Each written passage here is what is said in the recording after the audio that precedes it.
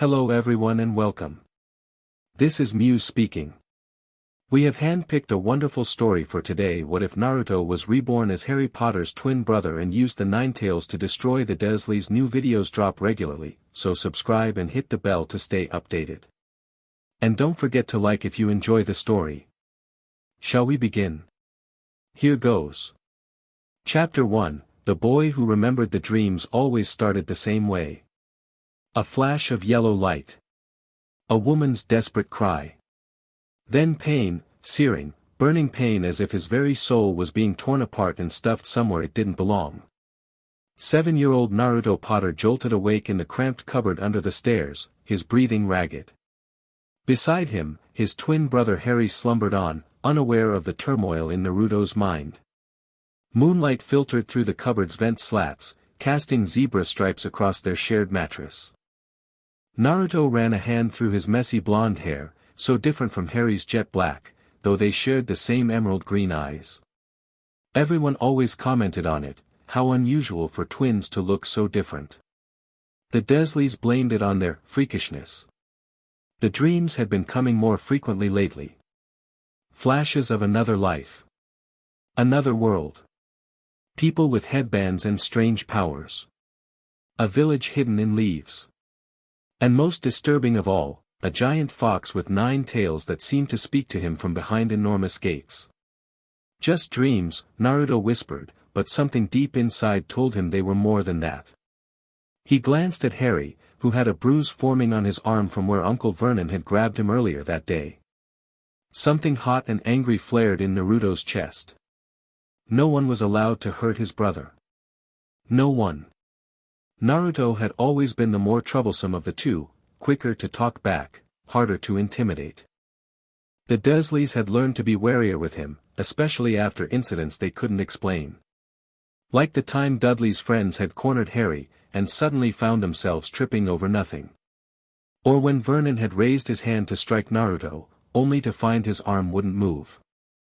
Naruto laid back down, his stomach growling. They'd been sent to bed without dinner again. Tomorrow, he promised himself. Tomorrow he'd find a way to get them more food. Little did he know, tomorrow would change everything. Vernon Dursley's face had achieved a shade of purple Naruto hadn't seen before. Spittle flew from his mustache as he bellowed. "What did you do to Dudley's room, boy?" Naruto stood defiantly in the hallway, Harry slightly behind him. The door to Dudley's second bedroom hung open, revealing chaos. Every toy that Dudley had ever broken lay repaired and neatly arranged on shelves and the floor.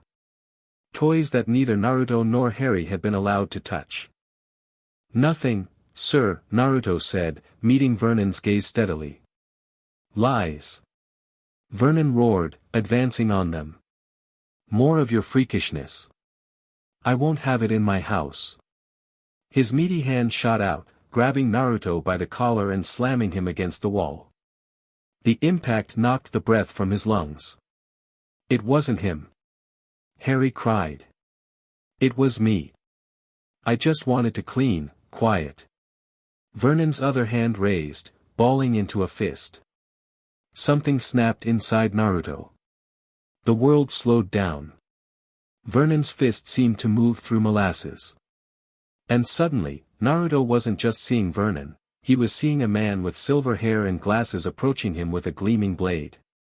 A memory that wasn't his. A man named Kabuto. Danger. The need to protect. To fight. No. Naruto screamed, and a surge of energy exploded from his body. Vernon flew backward as if struck by an invisible sledgehammer, crashing into the opposite wall. Picture frames fell, glass shattering. Downstairs, Petunia screamed. Naruto stood frozen, staring at his hands. They were glowing with faint blue energy that quickly faded. But what terrified him more was the voice that suddenly spoke in his mind. "So you finally called on my power, Kit." The world tilted sideways. Memories cascaded through Naruto's mind, not fragments and dreams but full, vivid recollections. A hidden village. A childhood of isolation. Friends named Sakura, Sasuke, Kakashi. Battles. Pain. Death. And rebirth. He wasn't just Naruto Potter. He was Naruto Uzumaki, ninja of the Hidden Leaf Village and Jinchuriki of the Nine-Tailed Fox. Naruto. Harry's voice seemed to come from far away. What happened? How did you do that? Naruto swayed on his feet. I remembered, he whispered, before his eyes rolled back and darkness claimed him. Naruto opened his eyes to find himself in a familiar sewer-like corridor. Water rippled around his ankles as he walked forward, drawn by an inexorable pull toward massive gates held shut by a paper seal. Behind those gates, two enormous red eyes glowed in the darkness. Kurama, Naruto breathed, the name coming to his lips unbidden. The nine-tailed fox's massive muzzle emerged from the shadows, teeth bared in what might have been a smile or a snarl. You've kept me waiting, Naruto, the beast rumbled. 7 years in this new world, sealed once again in a human child. What happened? How are we here? The last thing I remember is the war. Our victory. And then your death as an old man, Kurama finished. I don't know how we came to be in this world, but we are bound together still. Your soul and my chakra, reborn into a new body. Naruto approached the gates, memories settling into place like puzzle pieces. I have a twin brother. Harry. We're wizards. Kurama snorted. Magic, they call it. Different from chakra, but not entirely. I've been watching through your eyes, conserving my strength, waiting for you to remember. The Dursleys, Naruto's fists clenched. They've been hurting us. Harry especially. Your anger called to my power, Kurama said. After 7 years of silence, you finally reached for me. Will I be able to use chakra again? My jutsu? Perhaps. This body is different. Magic flows through you now, alongside my chakra. But be warned, we are not in our world. The rules may have changed.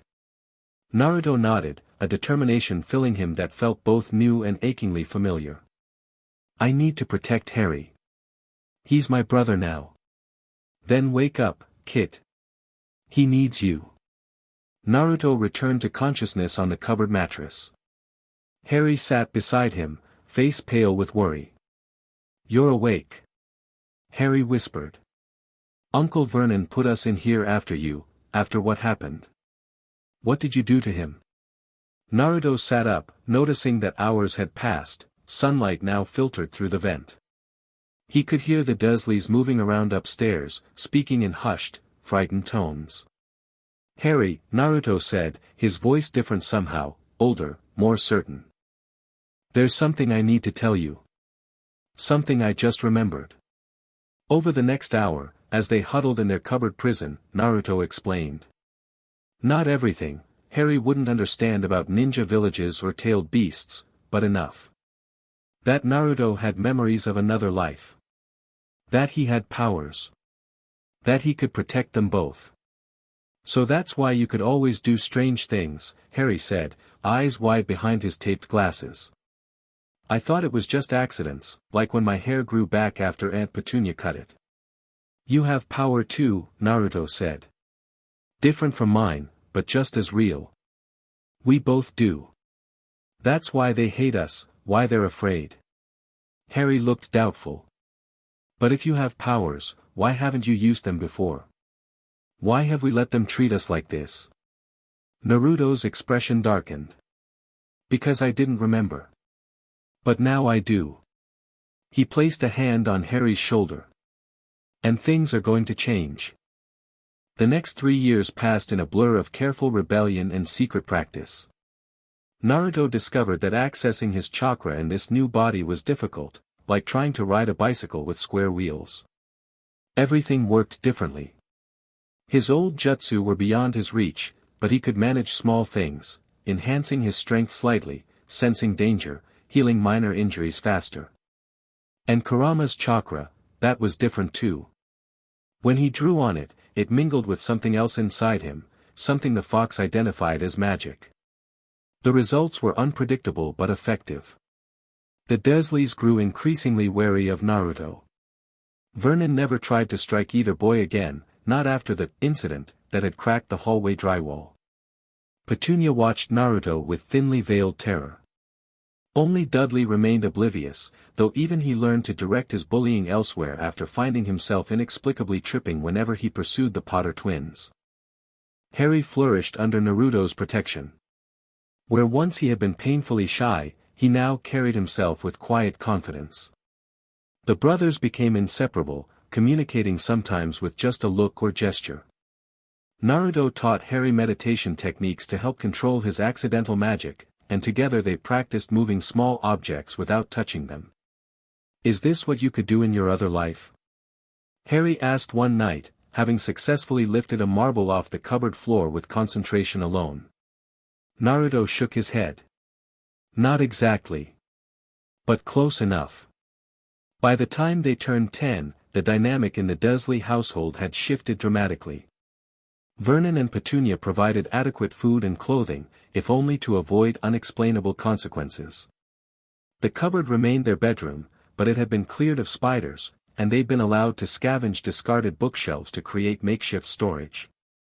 It wasn't freedom, but it was survival. And Naruto was playing the long game. On the morning of their 11th birthday, Harry woke Naruto with an urgent shake. "There's someone outside," he whispered. "I heard them walking around the house."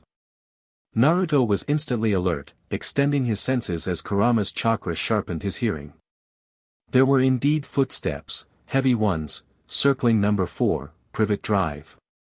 "Stay here," Naruto said, slipping from the cupboard. The Dursleys were still asleep upstairs. Naruto crept to the front window and peered through the curtains. What he saw made his jaw drop. A giant of a man stood examining the garden, his wild hair and beard making him appear even larger. He wore a moleskin overcoat with countless pockets and held what appeared to be an envelope in his massive hand. As if sensing Naruto's gaze, the giant man turned. Their eyes met through the window. The man's face broke into a wide smile, and he waved cheerfully.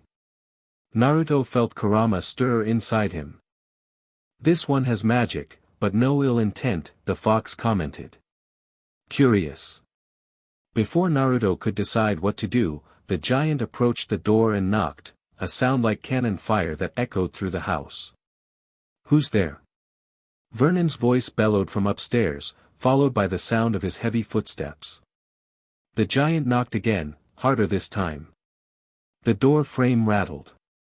I'm coming," Vernon shouted, appearing at the top of the stairs in his pajamas, face already turning purple. He spotted Naruto by the window. "Get back in your cupboard, boy." Naruto didn't move. Vernon stomped down the stairs, pushing past him to reach the door. "What is the meaning of this?" Vernon demanded as he yanked the door open, then froze at the sight of the enormous man filling the doorway. "Mornin'," the giant said pleasantly. "You must be Dursley. Mind if I come in? Got something for the Potter boys?"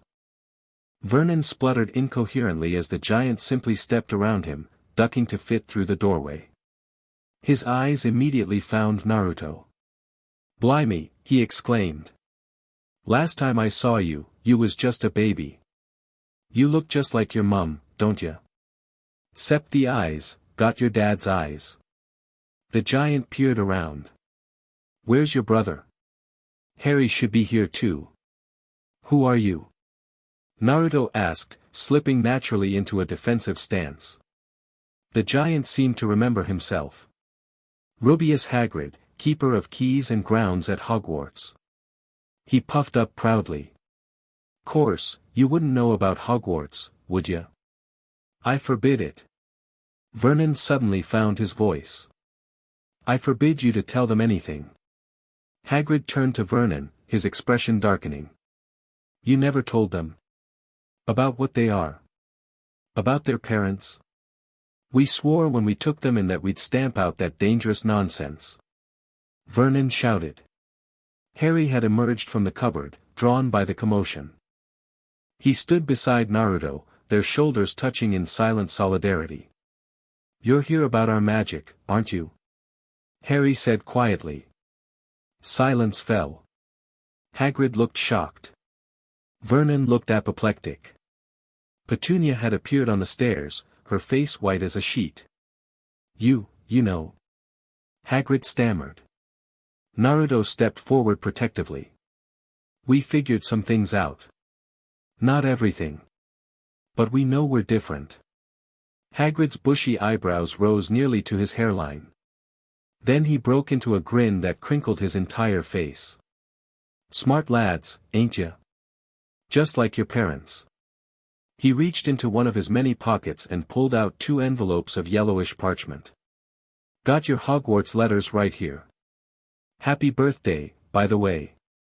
The scene that followed would have been comical if it weren't so tense. Hagrid made himself at home in the Dursleys' living room, producing a squashed cake from another pocket and lighting a fire in the electric fireplace with a pink umbrella that Naruto immediately identified as a disguised magical focus. The Dursleys huddled in the corner of the room as Hagrid explained everything, about Hogwarts School of Witchcraft and Wizardry, about their parents James and Lily Potter, and about the dark wizard called Voldemort who had murdered them and given both boys their distinctive scars. "Never understood why you both survived," Hagrid said, pointing at the lightning bolt on Harry's forehead. "Harry got his on his head, and you got yours." He gestured vaguely at Naruto's stomach. Naruto instinctively placed a hand over the area where, beneath his pajama shirt, an identical lightning scar marked the spot directly above his seal. He exchanged a quick glance with Harry. They'd always known their scars were connected somehow. "Interesting," Kurama rumbled inside him. "The magic that tried to kill you seems to have reinforced my seal instead." "You know who tried to kill you both," Hagrid continued. "But something about you stopped him. That's why you're famous. The boys who lived, they call you famous?" Harry echoed, looking startled. "Everyone in our world knows your names," Hagrid said proudly. Vernon suddenly found his courage again. "They will not be going," he shouted. "We swore when we took them in that we'd put a stop to all this rubbish." Hagrid's expression darkened. "A great muggle like yourself is gonna stop them from going to the finest school of witchcraft and wizardry in the world. They've had their names down since they was born. They'll be studying under the greatest headmaster Hogwarts has ever seen." Albus dumbled. "I am not paying for some crackpot old fool to teach them magic tricks." Vernon yelled. It was the wrong thing to say. Hagrid seized his umbrella and pointed it at Vernon like a sword. "Never, insult, Albus, Dumbledore, in front of me," he growled. The umbrella swished down, and a flash of violet light shot toward Dudley, who had been sneaking in from the kitchen with a slice of the birthday cake. Dudley howled, jumping into the air with his hands clasped over his bottom, where a curly pig's tail had sprouted through his pajamas. The Dursleys fled in terror, dragging Dudley upstairs with them. Hagrid looked sheepish as he stroked his beard. "Shouldn't have lost me temper. Meant to turn him into a pig, but I suppose he was so much like a pig anyway, there wasn't much left to do." Naruto burst out laughing, the sound bright and infectious. After a moment, Harry joined in. Hagrid beamed at them. "That's more like it. Now, we've got lots to do. Gotta get your school supplies from Diagon Alley." "We don't have any money," Harry said, sobering. "Don't you worry about that," Hagrid replied. "D'you think your parents didn't leave you anything? First stop for us is Gringotts, the wizard bank." Naruto shared an excited look with his brother. For the first time, the future seemed full of possibilities instead of dread. "Interesting times ahead, Kit," Kurama commented. "A school for magic users. I wonder what other surprises this world has in store." Diagon Alley was everything Konoha's market district had been and more. Naruto walked beside Harry, both of them swiveling their heads to take in the impossible sights: shops selling cauldrons and telescopes, windows stacked with barrels of bat spleens and eel eyes, tables covered with books of spells and star charts. And the people, witches and wizards in robes of every color, many stopping to point and whisper as they recognized the famous Potter twins. "See what I mean?" Hagrid said proudly. "Famous, you are." Naruto found himself instinctively stepping closer to Harry, shielding him from the most intrusive stares. Famous for surviving when their parents had died, it left a bitter taste in his mouth. Gringotts Bank proved to be an imposing marble building run by goblins, creatures that reminded Naruto vaguely of some of the smaller summons from his old world, though he kept that observation to himself. The ride down to their vault was exhilarating, the piles of gold, silver, and bronze coins inside astonishing. "All yours," Hagrid announced proudly. Harry gaped at the fortune. "We're rich." "The Potter family was well off," Hagrid explained. "This is just your trust vault till you come of age." Naruto filled a pouch with coins, mentally calculating how much they'd need for school supplies, and how much they could set aside for emergencies. Old survival instincts died hard. Their next stop was even stranger. A small, shabby shop with a sign reading Ollivanders, makers of fine wands since 382 BC. Inside, thousands of narrow boxes were piled to the ceiling, and the air hummed with a strange energy that made Naruto's skin tingle. "Good afternoon," said a soft voice, startling them both. An old man with wide, pale eyes stood before them, seemingly having appeared from nowhere. "Ah, yes," the man said. "The Potter twins. I've been expecting you." What followed was a strange process of measurement and trial and error. Harry went first, trying wand after wand until finally matching with Holly and Phoenix Feather, 11 inches. When it was Naruto's turn, the process took even longer. Ollivander seemed increasingly intrigued as wand after wand failed to respond. "Tricky customer," he murmured. "Perhaps, yes, why not?" He disappeared into the back of the shop and returned with a dusty box. "An experiment of mine. Red oak and fox fur core, 12 inches precisely. Quite unusual." The moment Naruto's fingers touched the wand, he felt Kurama stir violently within him. A surge of power, half chakra, half something else, rushed up his arm. Red and gold sparks shot from the wand tip, swirling into the shape of a fox before dissipating. "Extraordinary!" Ollivander exclaimed, looking shaken. "I've never seen such a reaction. That wand. I made it many years ago using fur willingly given by a fox that appeared in my garden one winter. A most unusual creature with multiple tails." Naruto nearly dropped the wand in shock. "Multiple tails," he repeated. "A fragment of me exists in this world?" Kurama sounded equally stunned. "Indeed," Ollivander said, oblivious to Naruto's internal conversation. "I counted 9 tails on the creature. It appeared only once, left the fur, and was never seen again." Hagrid shuffled uncomfortably. 9 tails. Sounds like dark magic, that does. "Not dark," Ollivander corrected. "Wild, certainly. Powerful, undoubtedly. But not dark." His silvery eyes fixed on Naruto with uncomfortable intensity. "I think we can expect remarkable things from you, Mr. Potter. After all, your wand shares essence with the creature bound within you." Naruto froze. "What do you mean?" Ollivander merely smiled enigmatically. "Wands choose the wizard, Mr. Potter. It is not always clear why." The rest of their shopping passed in a blur. Naruto remained distracted, his mind racing with questions. How could Kurama's fur exist in this world? What did Ollivander know about the 9 tails? And what would happen when he tried to use a wand connected to the very being sealed inside him? "I sense fragments of my chakra in that stick," Kurama confirmed. "Not much, but enough to create a resonance with our own power. Be cautious, Kit. We don't yet understand the consequences." By the time they returned to Privet Drive, laden with trunks, books, robes, and other supplies, Naruto had made a decision.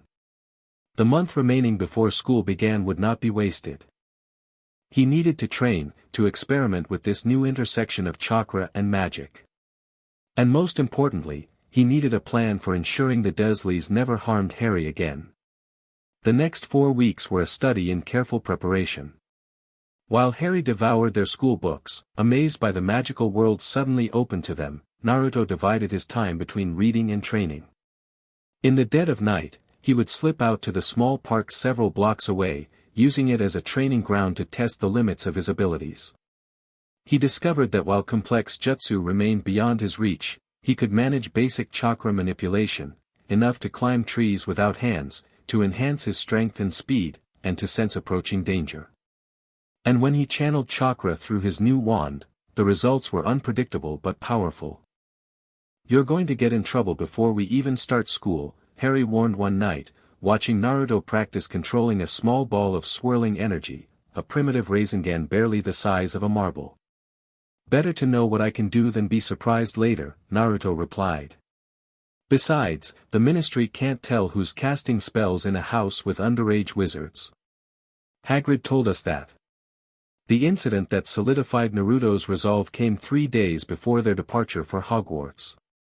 Vernon, who had been unusually subdued since Hagrid's visit, cornered Harry in the kitchen. "Think you're special now, do you?" Vernon hissed, his face inches from Harry's. "Going off to that freak school? Well, let me tell you something, boy. When you come back for the summer, things are going to be different. No more of this abnormality under my roof."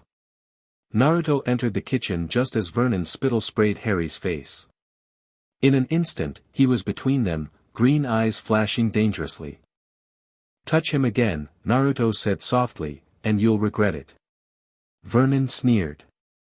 Big words from a small freak. "What will you do, wave your little stick at me? They'll expel you from that freak school." Naruto smiled, and something in that expression made Vernon step back. "I don't need a wand to destroy you, Uncle Vernon." He leaned closer, voice dropping to a whisper. "I can do much worse. I can tell the truth." What are you talking about?" Vernon stammered. "Child services. Police. Reporters. What do you think would happen to Dursley drills if people knew how you've treated us? Locked us in a cupboard? Starved us? Hit us?" The blood drained from Vernon's face. "You wouldn't. Try me." Naruto's eyes briefly flashed red, a trick he'd learned to channel just enough of Kurama's chakra to change his eye color without a full transformation. "Or we can have a different arrangement. You leave us alone when we return next summer. Give us Dudley's second bedroom. Feed us properly. And in return, your precious normal life continues undisturbed." Vernon's mustache twitched as he calculated his options. Finally, he grunted, "Fine. But you stay out of our way." "Gladly," Naruto replied. Later, as they packed their trunks in the cupboard for the last time, Harry asked quietly, "Did you mean it? About telling people?" "Every word," Naruto confirmed. "But it won't come to that. Vernon's too concerned with appearances to risk it." Harry nodded slowly. "I still can't believe we're leaving. Going somewhere better." Naruto smiled, ruffling his brother's perpetually messy hair. "Believe it." King's Cross Station bustled with morning commuters as the Dursleys grudgingly dropped them off, Vernon smirking as he pointed out the absence of any platform 9 3/4. The boys waited until the Dursleys' car disappeared before approaching a guard to ask directions, only to be dismissed as pranksters. "Now what?" Harry muttered, checking the large clock. The train was scheduled to leave in 20 minutes. Naruto closed his eyes briefly, extending his senses as Kurama's chakra sharpened them. "There," he said suddenly, pointing to a family of redheads approaching with trolleys similar to their own. "They're talking about muggles. They're wizards." They approached the large family, a plump, kind-faced woman herding 4 boys and a young girl, all with flaming red hair. Naruto stepped forward confidently. "Excuse me," he said. "Could you tell us how to get onto the platform? We're new." The woman looked down at them, her expression softening immediately. First time at Hogwarts? Ron's knew too. She pointed to her youngest son, a tall, gangly boy with dirt on his nose. She explained how to pass through the barrier, best do it at a bit of a run if you're nervous, and watched as Harry went first, disappearing into what appeared to be solid brick. Naruto followed, feeling a strange tingling as he passed through the barrier. On the other side, a scarlet steam engine waited next to a platform packed with people. A sign overhead said, Hogwarts Express, 11 o'clock. We made it, Harry breathed, a grin spreading across his face. The red-headed twins from earlier helped them load their trunks onto the train, their eyes widening as they recognized the famous Potter brothers.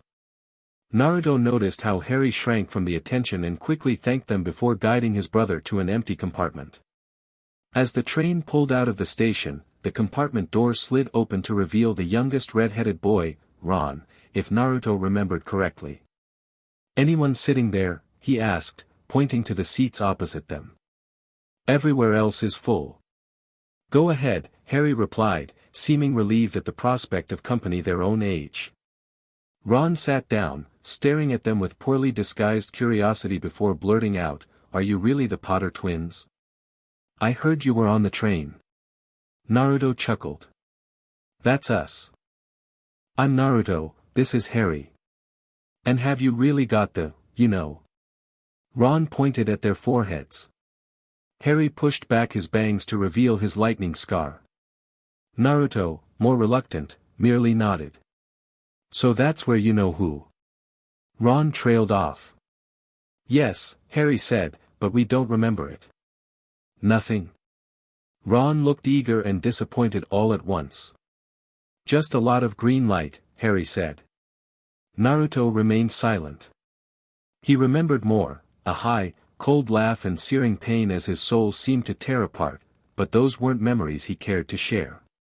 The conversation shifted to lighter topics, Ron's large family, their mutual ignorance of the wizarding world, chocolate frogs with moving pictures, and every flavor beans that sometimes tasted like earwax.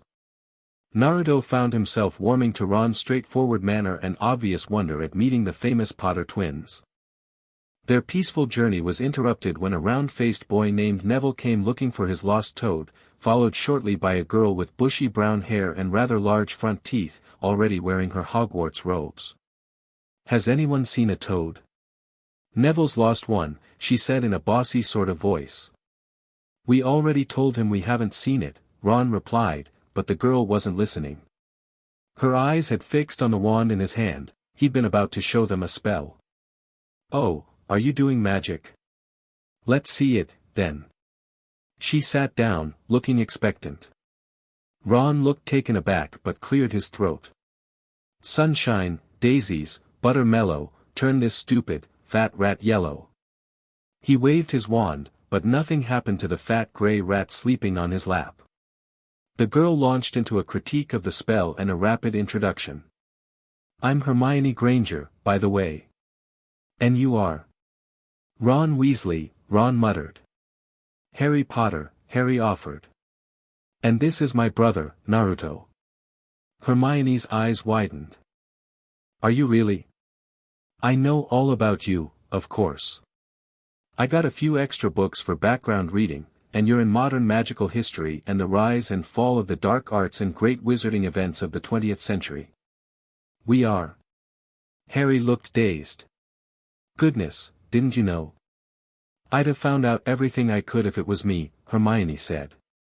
Do either of you know what house you'll be in?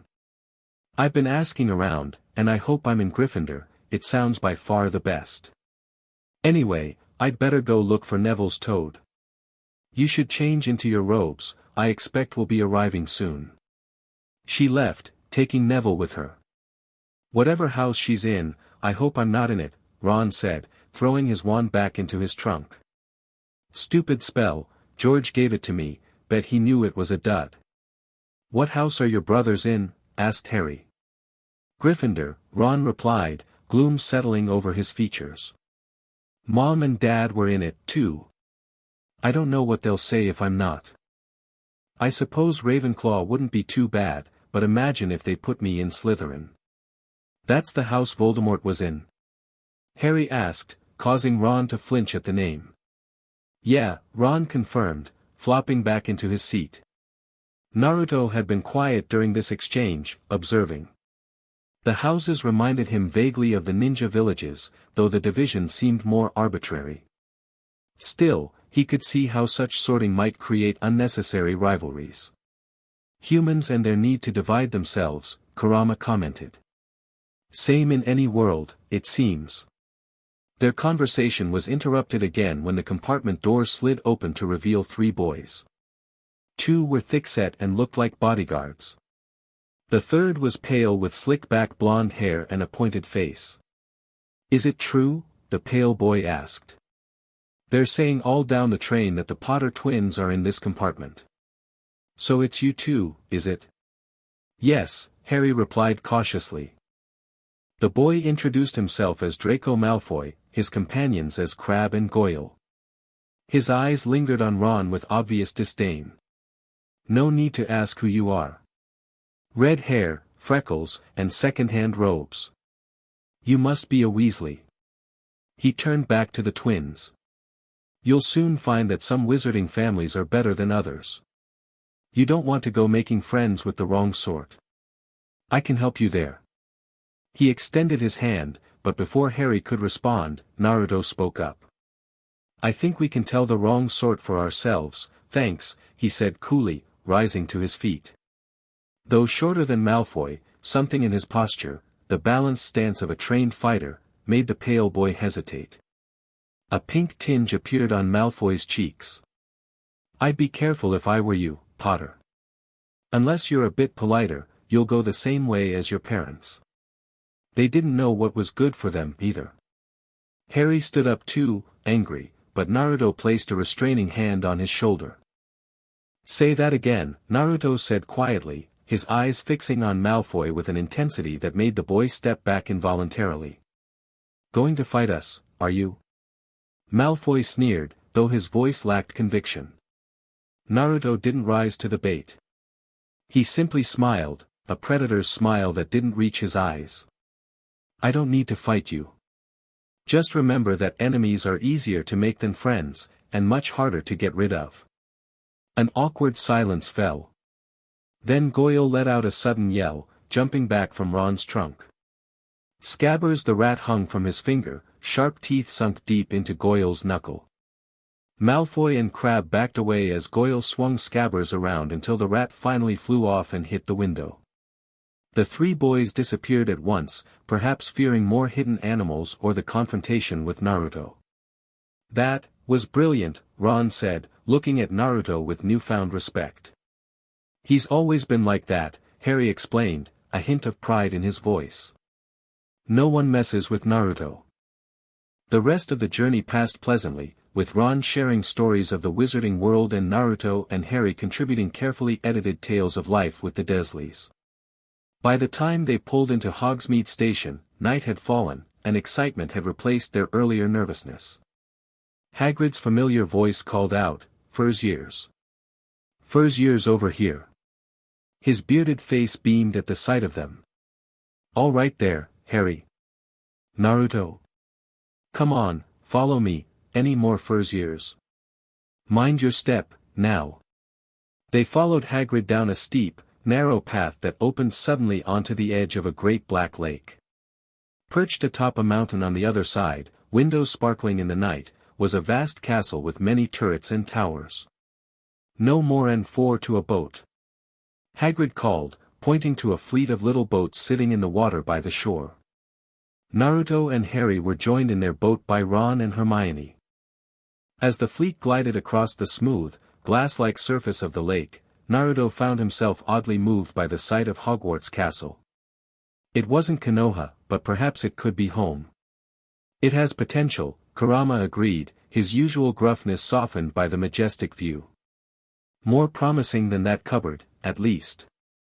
The boats carried them through a curtain of ivy into an underground harbor, where they clambered out onto rocks and pebbles.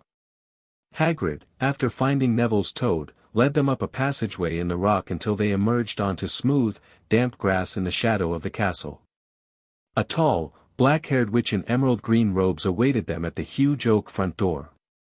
Her stern face reminded Naruto vaguely of the academy instructors from his past life. "The first years, Professor McGonagall," said Hagrid. "Thank you, Hagrid. I will take them from here." She led them across the flagged stone floor into a small chamber off the entrance hall, where she explained the sorting ceremony and the house system. "The sorting is about to begin. I suggest you all smarten yourselves up as much as you can while you are waiting." Her eyes lingered on Neville's cloak, which was fastened under his left ear, and on Ron's smudged nose. Harry nervously tried to flatten his hair, while Naruto stood calm and collected, mentally preparing himself for whatever test lay ahead. When Professor McGonagall left, nervous whispers broke out. Ron mentioned something about a painful test, causing Harry to look alarmed. "It's not a test," Naruto assured him quietly. "They wouldn't hurt children on their first day." "You hope," Kurama added unhelpfully. Several students behind them screamed, causing Naruto to whirl around, instinctively moving in front of Harry. About 20 ghosts had just streamed through the back wall, pearly white and slightly transparent, deep in conversation. "New students," exclaimed a fat monk ghost, beaming at them. "About to be sorted, I suppose. Hope to see you in Hufflepuff." Before anyone could respond, Professor McGonagall returned. "Move along now," she said sharply to the ghosts. "The sorting ceremony's about to start." The first years formed a line and walked out of the chamber, back across the hall, and through a pair of double doors into the Great Hall. Naruto had seen many wondrous things in his original life, but the Great Hall of Hogwarts still took his breath away. Thousands of candles floated in midair over 4 long tables where the rest of the students were sitting. At the top of the hall was another long table where the teachers sat. Professor McGonagall led the first years up to stand before the teacher's table, facing the students. "The ceiling isn't really open to the sky," Hermione whispered. "It's bewitched to look like the sky outside. I read about it in Hogwarts, a history." Professor McGonagall silently placed a 4-legged stool in front of the first years. On top of the stool, she put a pointed wizard's hat, patched, frayed, and extremely dirty. For a few seconds, there was complete silence. Then the hat twitched. A rip near the brim opened wide like a mouth, and the hat began to sing.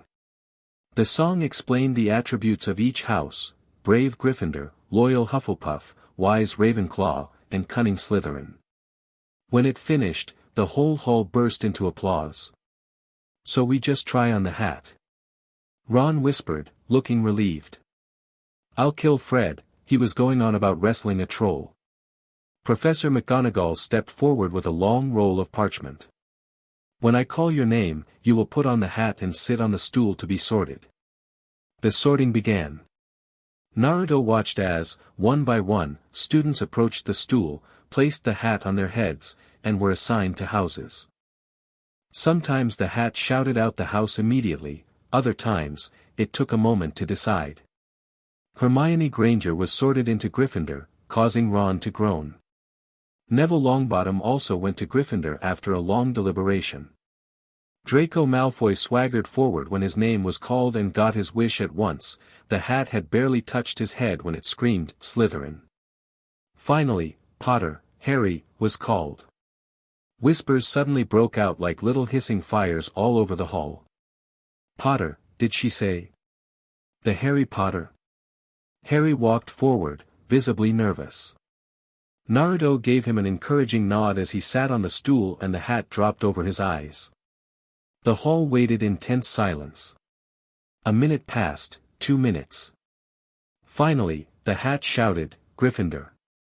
Harry received the loudest cheer yet as he removed the hat and walked shakily toward the Gryffindor table, where Percy Weasley got up and shook his hand vigorously. "Potter, Naruto." Professor McGonagall called next. Another wave of whispers swept the hall as Naruto approached the stool. Unlike Harry, he walked with calm confidence, back straight, movements precise. The hat dropped over his eyes, and a small voice spoke in his ear, My, what have we here? Not just one mind, but 2. How extraordinary. It can sense me? Kurama sounded surprised. Indeed I can, nine-tailed fox, the hat replied. I see all that's in your mind, and his. A reincarnated soul with memories of another life. A shinobi of the Hidden Leaf Village. A Jinchuriki. How fascinating. Then you know where I belong, Naruto thought. Do I? Let's see. There's certainly courage here, and plenty of it. Loyalty too, especially to your brother. A sharp mind when you choose to use it.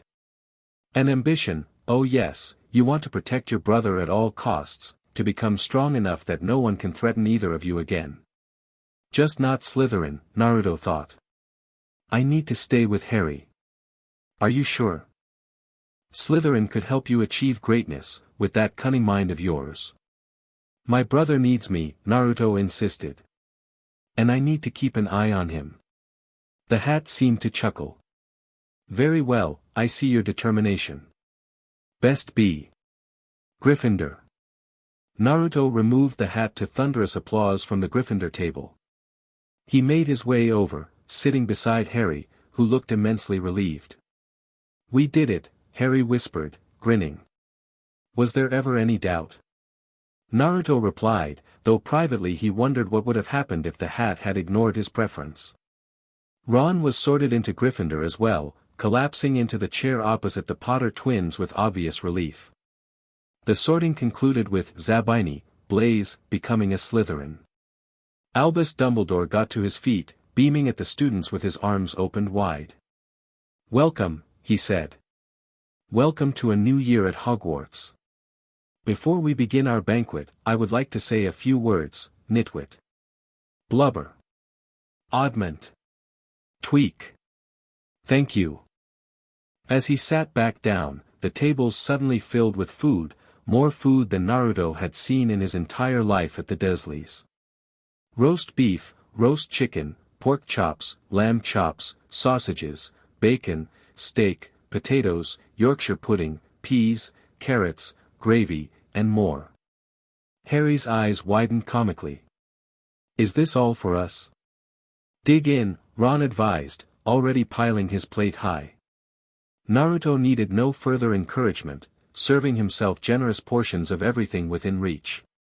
As they ate, conversation flowed around them, family backgrounds, summer activities, expectations for classes. I'm half and half, said a sandy-haired boy named Seamus. Me dad's a muggle. Mam didn't tell him she was a witch till after they were married. Bit of a nasty shock for him. Others laughed, but Naruto noticed Hermione looking thoughtful. Does it matter, she asked. Whether you come from a wizard family or not? Not to most people, said Percy Weasley. But there are some old wizarding families who think it matters. Like Malfoy, Ron muttered through a mouthful of potatoes. As the meal progressed, Naruto found himself observing the staff table. Hagrid was drinking deeply from his goblet. Professor McGonagall was talking to Dumbledore. A nervous-looking young man in a purple turban was conversing with a hook-nosed, greasy-haired professor. Suddenly, the hook-nosed teacher looked past the turban straight into Naruto's eyes. A burning pain shot across the scar on his stomach, causing him to flinch. Ouch! Harry exclaimed at the same moment, clapping a hand to his forehead. What is it? Percy asked. Nothing, Harry said quickly. Naruto remained silent, exchanging a glance with his brother. They'd both felt it at the same time. Who's the teacher talking to Professor Quirrell? He asked Percy, nodding toward the hook-nosed man. That's Professor Snape, the potions master, Percy replied. He's been after Quirrell's job for years, knows a lot about the dark arts, Snape does. Naruto filed this information away, instinctively wary. The synchronicity of their pain couldn't be coincidence. That one in the turban, Kurama growled softly. There's something wrong about his chakra, or whatever passes for it here. Something dark, hiding beneath the surface. The meal eventually gave way to desserts, then finally concluded with Dumbledore rising once more to give start-of-term notices, warnings about the Forbidden Forest, a corridor on the third floor that was off-limits, and the school song, which everyone sang to different tunes. At last, they were dismissed to their dormitories. Percy led the Gryffindor first years through the chattering crowds, out of the Great Hall, and up the marble staircase. Naruto stayed close to Harry, both of them yawning as exhaustion from the eventful day caught up to them. They navigated moving staircases, hidden doorways, and finally arrived at a portrait of a very fat woman in a pink silk dress. "Password?" she asked. "Caput Draconis," Percy replied, and the portrait swung forward to reveal a round hole in the wall. They scrambled through it into the Gryffindor common room, a cozy, round room full of squashy armchairs and a crackling fire. Percy directed the girls through one door to their dormitory and the boys through another. At the top of a spiral staircase, they found their beds at last, 5 four-posters hung with deep red, velvet curtains. Their trunks had already been brought up. Too tired to talk much, they pulled on their pajamas and fell into bed. Naruto lay awake a moment longer than the others, listening to their breathing slow into the rhythm of sleep. "What do you think so far, Kit?" Kurama asked. "It's different," Naruto replied mentally. "But I think we made the right choice coming here." "Better than that cupboard, certainly," the fox agreed. "But I sensed danger ahead. That pain in our seal, it wasn't natural." "We'll be careful," Naruto promised. "For now, let's rest. Tomorrow, the real work begins." As Naruto drifted off to sleep, one thought remained clear in his mind: whatever challenges this new world might bring, he would face them. For Harry's sake, and for his own. They had finally found a place where they might belong, and he would protect it with every ounce of his strength. Chapter 2, Two Worlds of Magic. Naruto woke before dawn, a habit ingrained from years of training in his previous life. The Gryffindor dormitory was silent except for the soft snores of his roommates. Beside him, Harry slept peacefully, his face relaxed in a way Naruto rarely saw when they lived with the Dursleys. Freedom, even if just the promise of it, looked good on his brother. Slipping silently from bed, Naruto made his way to the window. The grounds of Hogwarts spread below him, sweeping lawns, the dark edge of the Forbidden Forest, and the glassy surface of the lake reflecting the fading stars.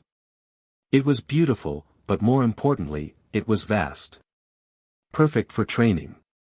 "Planning your morning exercises already?" Kurama's voice rumbled in his mind. "I need to understand how chakra works in this world," Naruto replied mentally. "And how it interacts with magic. The two energies are not the same," Kurama observed. "Magic seems more malleable. Less structured than chakra. Which means I'll have to experiment." Naruto returned to his trunk, carefully extracting his wand, red oak with fox fur core. He still couldn't believe that somehow, a piece of Kurama existed in this world independently of their arrival. It was one more mystery in a growing collection. As the first rays of sunlight breached the horizon, Naruto slipped out of the dormitory. He'd scout the castle, find the best training spots, and be back before anyone noticed he was gone. "Where were you?" Harry asked as Naruto slid into place beside him at the Gryffindor table for breakfast. "I woke up and you were gone." "Just exploring," Naruto replied, piling eggs and sausages onto his plate. "This place is huge. I found at least 3 different ways to get down from Gryffindor Tower to the Great Hall." "Brilliant," Ron said through a mouthful of toast. "Could have used your help earlier. We got lost twice trying to find the way down." Professor McGonagall moved along the table, handing out course schedules. Naruto examined his with interest: transfiguration, charms, potions, history of magic, defense against the dark arts, astronomy, herbology, and flying lessons. "Double potions with the Slytherins today," Ron groaned. "Snape's head of Slytherin House. They say he always favors them." Naruto glanced toward the staff table, where Professor Snape was picking at his breakfast, occasionally glancing around the hall with a sour expression. The man's eyes briefly met Naruto's, and once again, a slight twinge of pain flared across his seal. That man has darkness in him, Kurama commented. But it's the one in the turban we should watch. Naruto followed Kurama's direction to Professor Quirrell, who was nervously pushing food around his plate while darting glances at Snape. Something about him set Naruto's instincts on edge. "Mail's here," someone shouted. Hundreds of owls suddenly streamed into the great hall, circling the tables and dropping letters and packages to their owners. Naruto watched with fascination. Messenger birds in Konoha had been trained, but nothing like this organized chaos. "We should get going," Hermione announced, appearing suddenly beside them. "Transfiguration's on the 3rd floor, and I don't want to be late on the first day." Harry and Ron exchanged long-suffering looks, but Naruto smiled. "Good idea," he said, standing up. "We can't afford to get lost again." As they navigated the castle's confusing layout of staircases and corridors, Naruto noticed how readily Hermione remembered the way.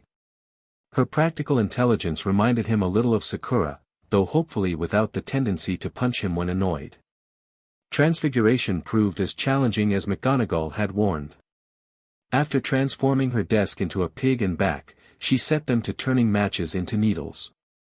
By the end of the lesson, only Hermione had made any difference to her match. McGonagall showed the class how it had gone all silver and pointy, giving Hermione a rare smile. Naruto had struggled with the spell, finding that his chakra kept interfering with the magic. Each time he attempted the transformation, his match would glow blue for a moment before returning to normal. "Mr. Potter," McGonagall called as they were packing up. "A moment, please." Naruto approached her desk, curious. Harry hesitated by the door. "Just Naruto, Mr. Potter," McGonagall clarified. "You may go to your next class, Harry." When the room had emptied, McGonagall fixed Naruto with a penetrating gaze. "I noticed something unusual during your attempts at transfiguration today, Mr. Potter." Naruto maintained a neutral expression. "Did I do something wrong, Professor?" "Not wrong, exactly. But your magic manifests differently than most students. I saw what appeared to be blue energy surrounding your wand. Can you explain that?" Naruto chose his words carefully. "I'm not sure, Professor. Sometimes when I concentrate, I feel two different kinds of energy inside me. One feels like magic, but the other is different." McGonagall's eyebrows rose slightly. "Interesting. I've never encountered this phenomenon before." She studied him for a moment longer. "I suggest you work on controlling this second energy during spellcasting. Perhaps private practice would be beneficial. I can arrange for you to use a classroom in the evenings if you wish." "Thank you, Professor.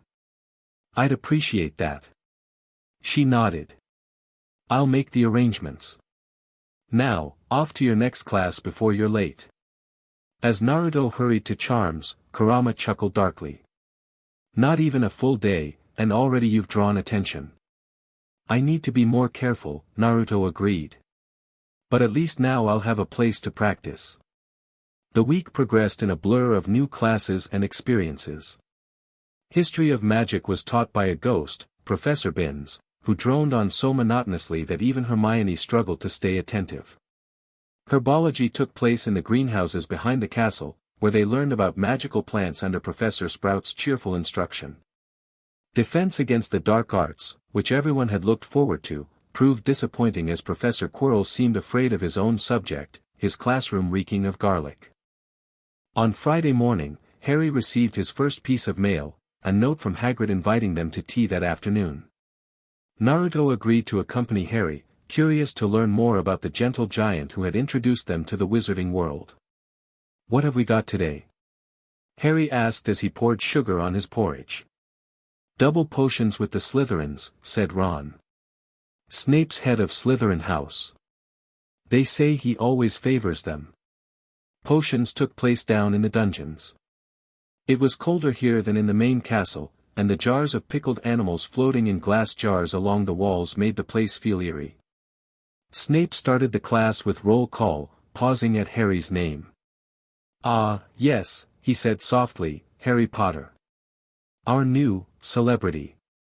Draco Malfoy and his friends Crabbe and Goyle sniggered behind their hands.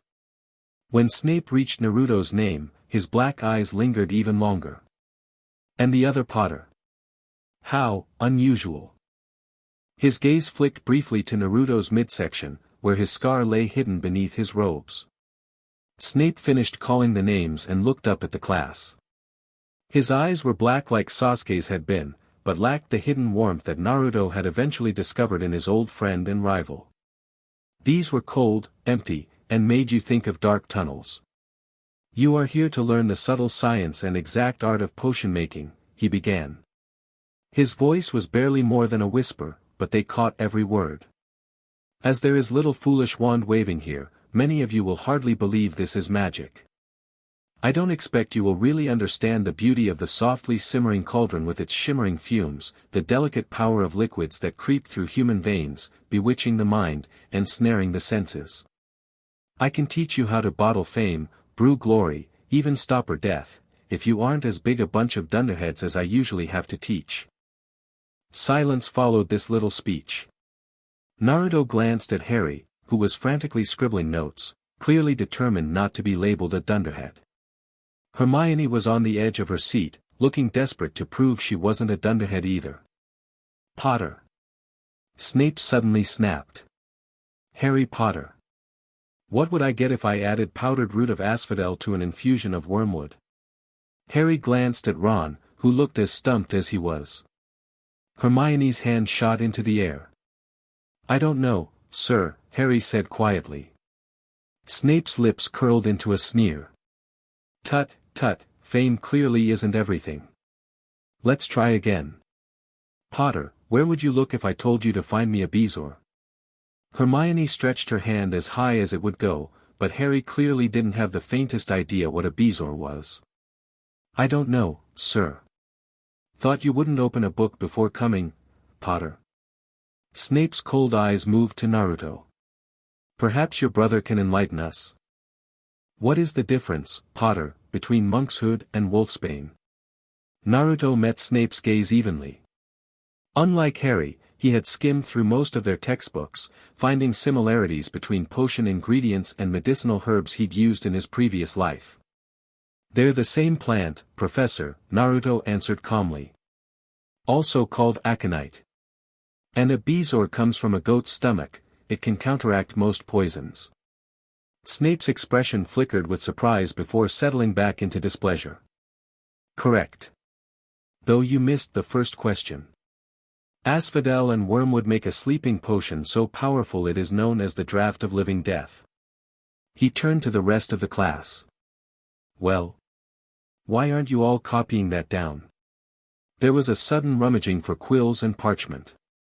Over the noise, Snape added, "And a point from Gryffindor for your incomplete answer, Potter." Naruto merely shrugged, unfazed by the petty point deduction. He'd faced far worse than a bitter professor. Potions didn't improve as the lesson continued. Snape swept around the dungeon, criticizing almost everyone except Malfoy, whom he seemed to like. He was just telling everyone to look at the perfect way Malfoy had stewed his horned slugs when clouds of acid green smoke and a loud hissing filled the dungeon. Neville had somehow managed to melt Seamus's cauldron, and their potion was seeping across the stone floor, burning holes in people's shoes. Within seconds, the whole class was standing on their stools while Neville, who had been drenched in the potion when the cauldron collapsed, moaned in pain as angry red boils sprang up all over his arms and legs. "Idiot boy," snarled Snape, clearing the spilled potion away with one wave of his wand. "I suppose you added the porcupine quills before taking the cauldron off the fire?"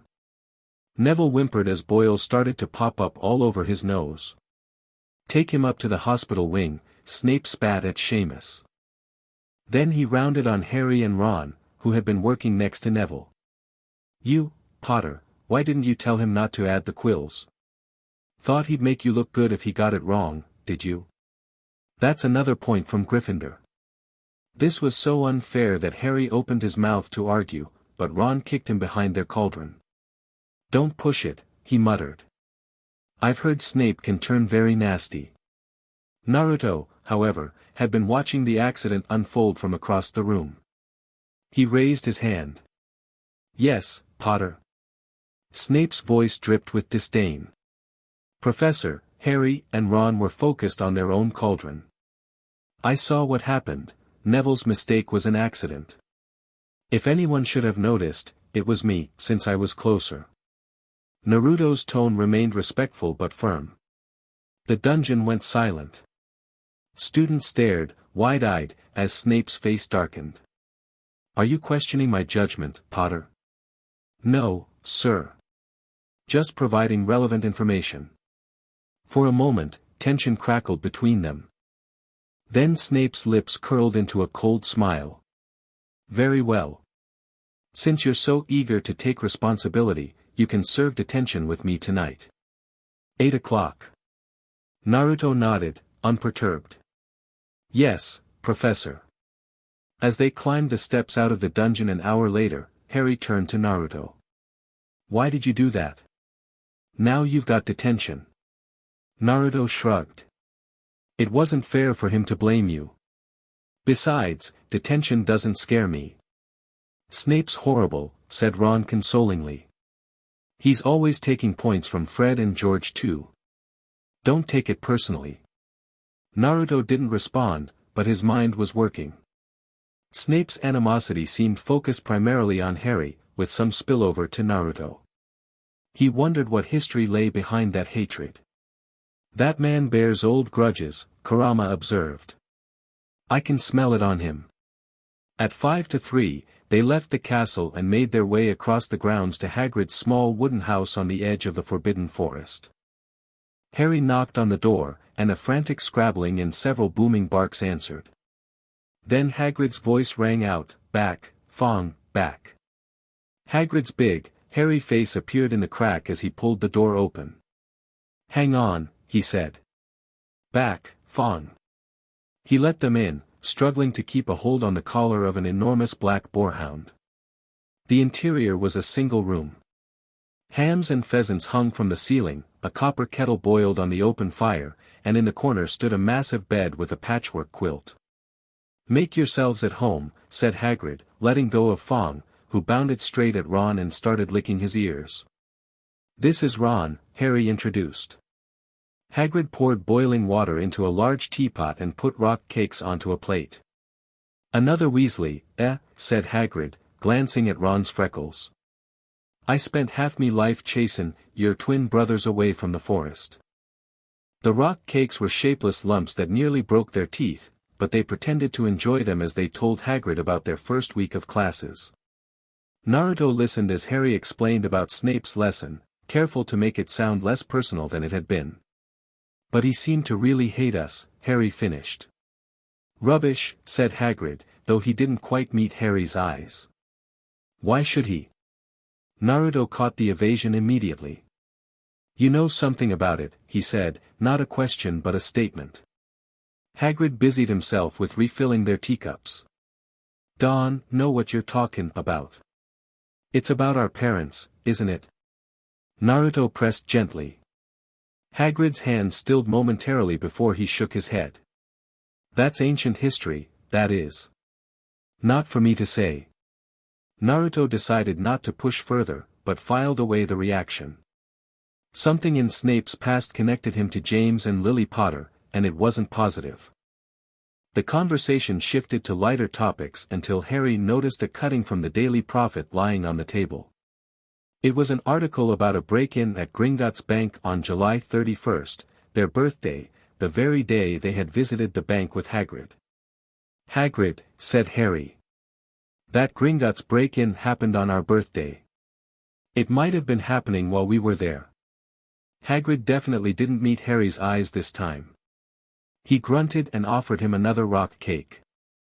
Naruto read the article, noting that nothing had been taken as the vault in question had been emptied earlier that day. He remembered Hagrid removing a small, grubby package from Vault 713, claiming it was Hogwarts business. Very secret. On the walk back to the castle, Naruto and Harry shared a look of understanding. Whatever had been in that package, Hagrid had removed it just in time, and now it was presumably hidden somewhere in Hogwarts. That evening, Naruto made his way to the dungeons for detention with Snape. The potions master was waiting, a stack of filthy cauldrons beside him. "You'll be cleaning these," Snape said without preamble. "Without magic. The cleaning supplies are there." He pointed to a bucket of soapy water and several scrubbing brushes. "Yes, sir," Naruto replied, rolling up his sleeves. Snape observed him for a moment. Most students would complain about such a punishment. "I'm not most students," Naruto said simply, picking up the first cauldron. "Indeed." Snape's dark eyes narrowed. "You're unusually composed for a first year. One might almost think you've faced worse challenges than detention." Naruto met his gaze steadily. "Everyone has their own battles, Professor." A flicker of something, curiosity, perhaps, crossed Snape's face before he turned away. "Get to work, Potter. I have essays to grade." For the next 2 hours, Naruto scrubbed cauldrons while Snape sat at his desk, occasionally glancing up to study the boy. The silence stretched between them, neither uncomfortable nor companionable, simply there. As Naruto finished the last cauldron, wiping sweat from his forehead, Snape spoke again. "Your scar," he said abruptly. "The one on your stomach. It pains you sometimes, does it not?" Naruto froze momentarily before continuing to dry the cauldron. "Sometimes," he admitted, wondering how Snape knew.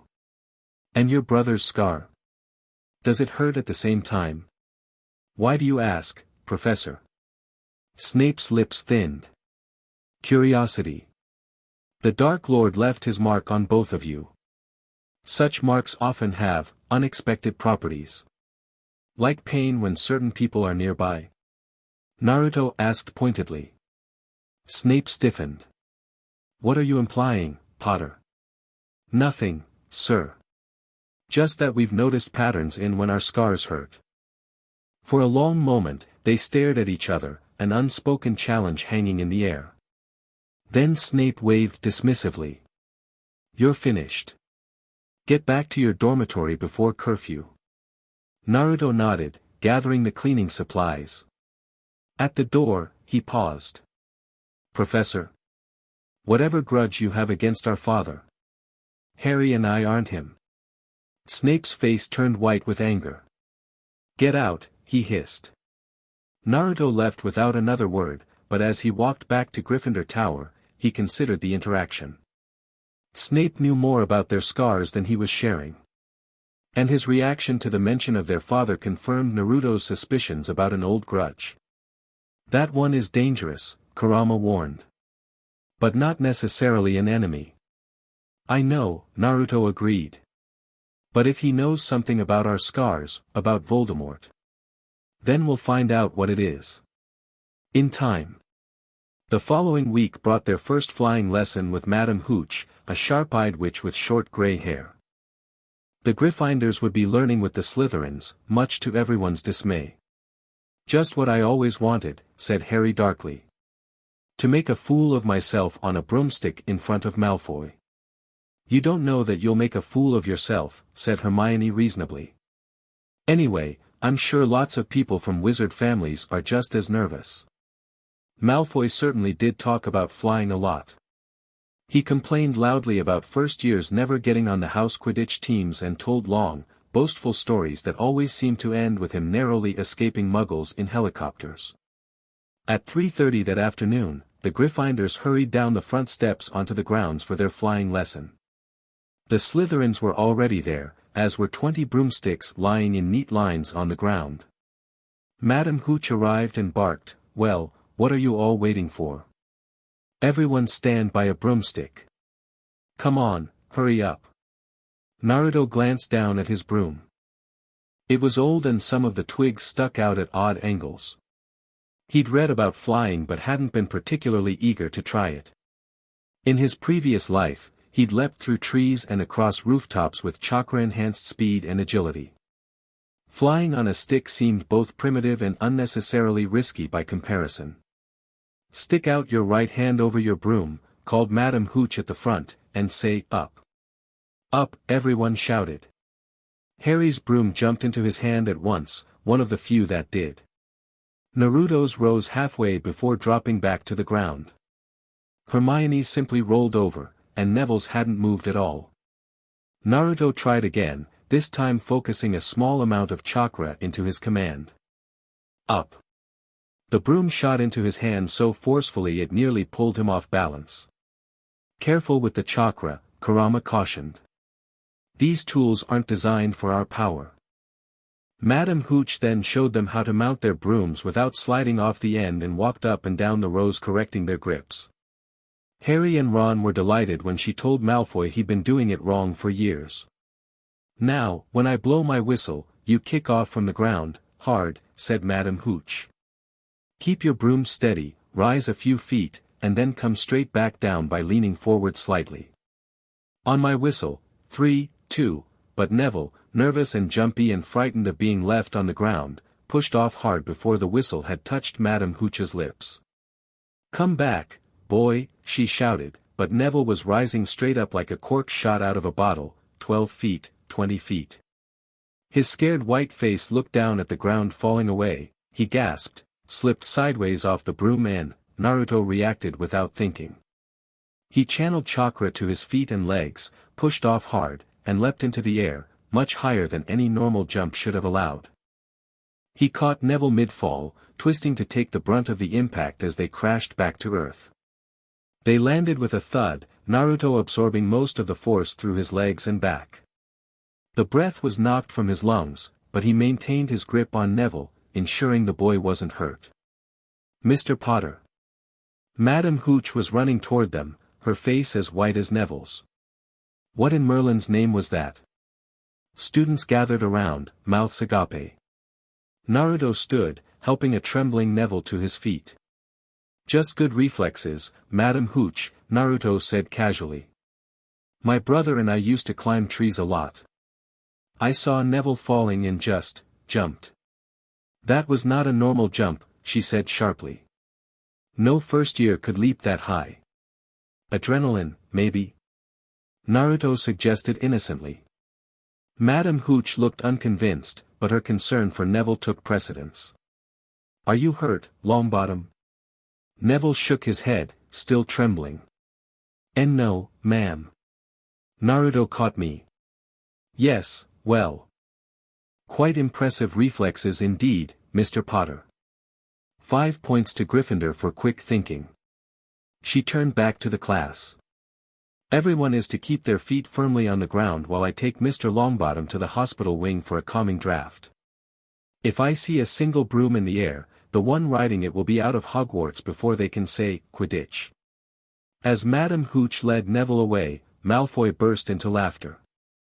Did you see his face, the great lump? The other Slytherins joined in. Shut up, Malfoy, snapped Parvati Patil. Boo, sticking up for Longbottom, said Pansy Parkinson, a hard-faced Slytherin girl. Never thought you'd like fat little crybabies, Parvati.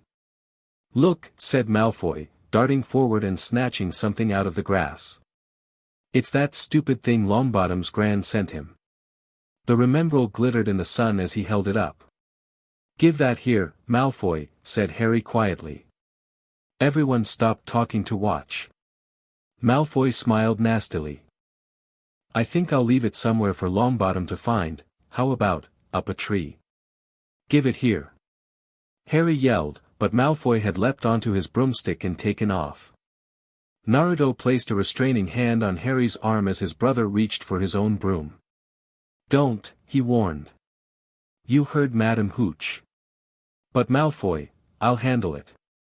Before Harry could protest, Naruto approached Malfoy, who was hovering at the level of an oak tree's topmost branches. Come and get it, Potter. Malfoy called. Naruto didn't reach for a broom. Instead, he walked calmly toward the tree, stopped at its base, and began to climb, without using his hands.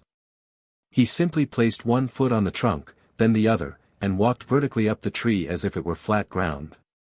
Gasps erupted from the watching students. Hermione's voice rose above the others. That's impossible. Malfoy's smugness vanished as Naruto approached his position, walking up the tree trunk with casual ease. The blonde Slytherin backed his broom away, eyes wide. How are you doing that? He demanded, his voice cracking. Naruto reached the branch closest to Malfoy and stood on it, perfectly balanced. Magic, he said with a slight smile. Now, the remembrall, please. Something in Naruto's calm demeanor, perhaps the absolute control he demonstrated, so at odds with the typical first year, made Malfoy hesitate. Then, with a scowl, he tossed the remembrall toward Naruto. Keep it, then. It's just a stupid toy anyway. Naruto caught it one-handed and made his way back down the tree as easily as he'd climbed up. When his feet touched the grass, the Gryffindors burst into applause and excited chatter. Hermione simply stared at him, her analytical mind visibly working overtime. Naruto Potter.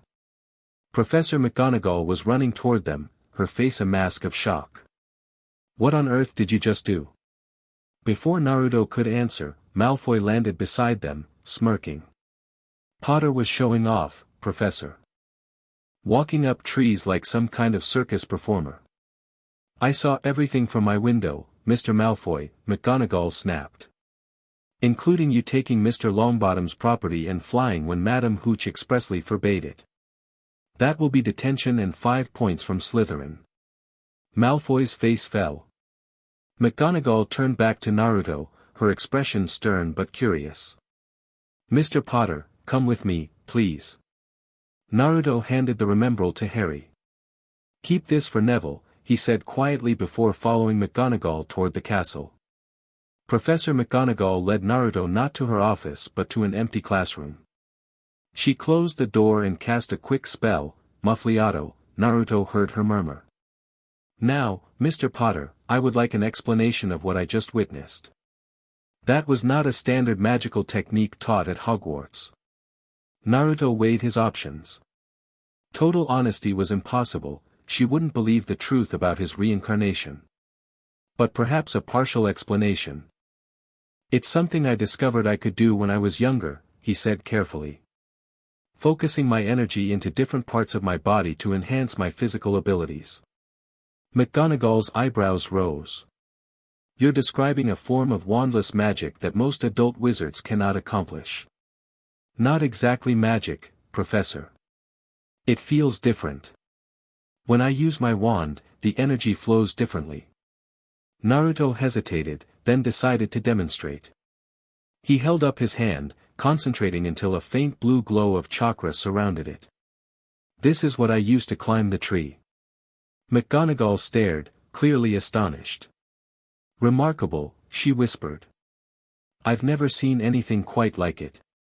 This appears similar to theories of Eastern magical practices I've read about, focused internal magic. Am I in trouble? Naruto asked. McGonagall seemed to recollect herself. No, Mr. Potter, not for this. However, I would caution discretion. Unusual abilities often attract unwanted attention. Like the Ministry? Naruto guessed. A shadow crossed McGonagall's face. Among others. There are those who would be very interested in abilities like yours. She paused, studying him intently. I believe Professor Dumbledore should be informed of this. I'd prefer to keep it private, Naruto said quickly. It's just something I can do, not that special, really. I assure you, Mr. Potter, it is quite special indeed. McGonagall's tone softened slightly. However, I understand your desire for privacy. I will not mention this to anyone except the headmaster, and I recommend you show similar restraint. Hogwarts is safe, but not all magic users have benevolent intentions. Naruto nodded, recognizing the wisdom in her advice. Thank you, Professor. You may go. And Mr. Potter? Her stern expression returned. In the future, please try not to showcase your unique talents quite so dramatically. Word of Naruto's tree walking spread quickly through Hogwarts, despite McGonagall's advice. By dinner that evening, the story had grown to include claims that he'd levitated, transformed into a fox, or performed wandless magic worthy of Dumbledore himself. It wasn't that impressive, Naruto insisted as they ate. Just good chakra control, magical control. It was bloody brilliant, Ron contradicted. You should have seen Malfoy's face. He looked like he was about to wet himself. Harry laughed, but Hermione was watching Naruto with a calculating expression. That wasn't any spell I've read about, she said. What exactly did you do? Just concentrated my energy, Naruto replied vaguely. Like I said, not that special. It is special, Hermione insisted. Most wizards can't direct magic through their bodies like that without a wand. Naruto shrugged, uncomfortable with the scrutiny. Maybe I just figured it out on my own.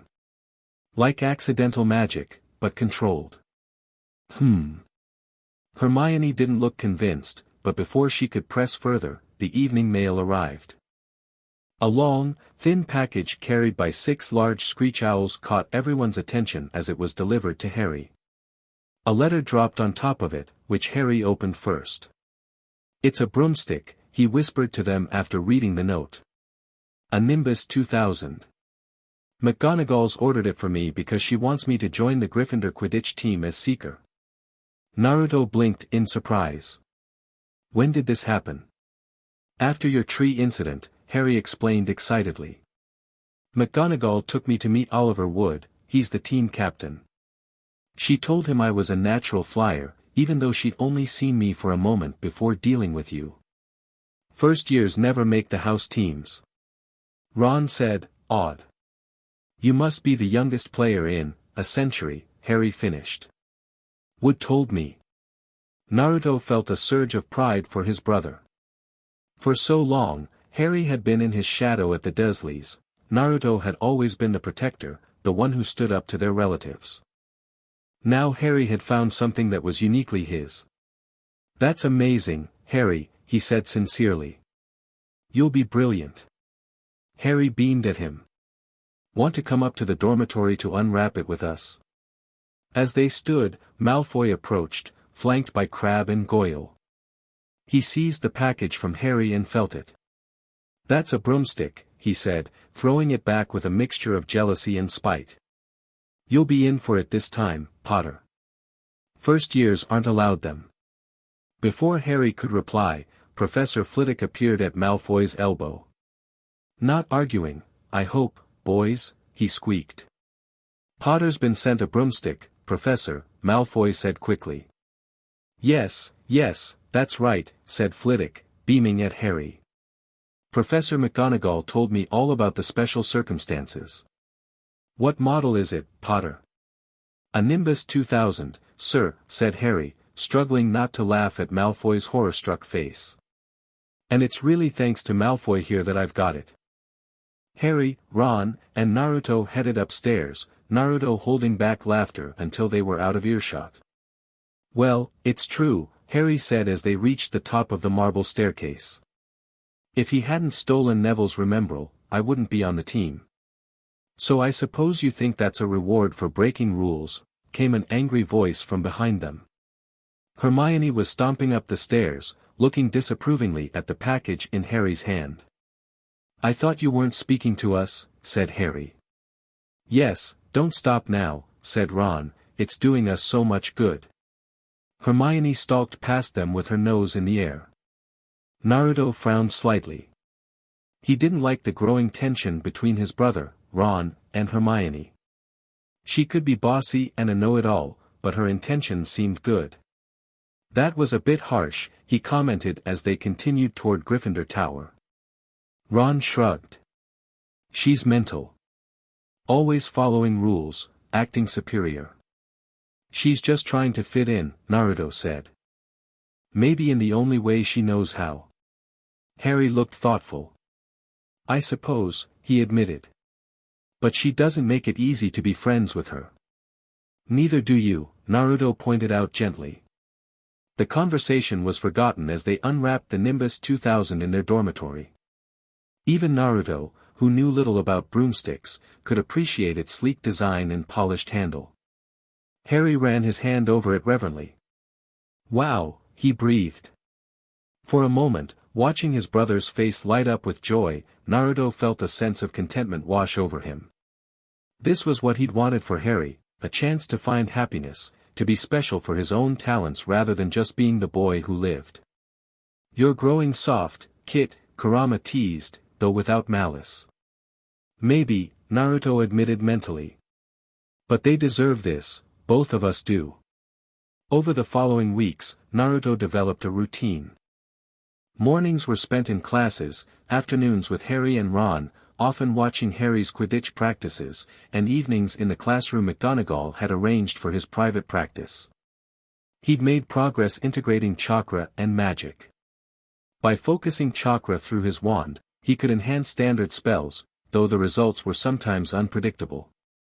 A simple Lumos became blindingly bright, Wingardium Leviosa lifted objects with such force they slammed into the ceiling. More interesting was his discovery that certain wandless jutsu seemed to work better in this world than others. Shadow clones remained beyond his grasp, the technique required more chakra than his new body could safely channel. But simpler techniques like tree walking, water walking, and basic taijutsu enhancements worked well. One evening in late October, as Naruto practiced a variation of the Rasengan using his wand as a focus, the classroom door opened unexpectedly. Professor Dumbledore stood in the doorway, his long silver beard gleaming in the glow of Naruto's swirling chakra magic hybrid. His blue eyes twinkled behind half-moon spectacles. "Fascinating," the headmaster said mildly. "I don't believe I've ever seen magic quite like that, Mr. Potter." Naruto quickly dispersed the energy, bowing slightly. "Headmaster. I didn't hear you come in." "Few do," Dumbledore replied with a small smile. "Professor McGonagall has mentioned your unusual talents to me. I hope you don't mind that I came to observe for myself." "Not at all, sir." Dumbledore conjured a comfortable armchair with a flick of his wand and sat down.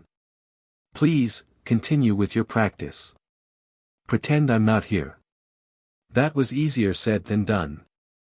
Naruto could feel the headmaster's power radiating through the room, not intimidating, exactly, but undeniably vast. It reminded him of facing the third Hokage as a child, that sense of being in the presence of someone who had seen and done things beyond your comprehension. Nevertheless, he resumed his exercises, demonstrating basic chakra control by walking up walls and across the ceiling. He performed a few enhanced leaps and strikes, then cautiously showed how he could channel chakra through his wand to amplify spells. "Remarkable," Dumbledore commented when Naruto finally paused. "You call this energy, chakra?" Naruto tensed. He hadn't used that term aloud at Hogwarts.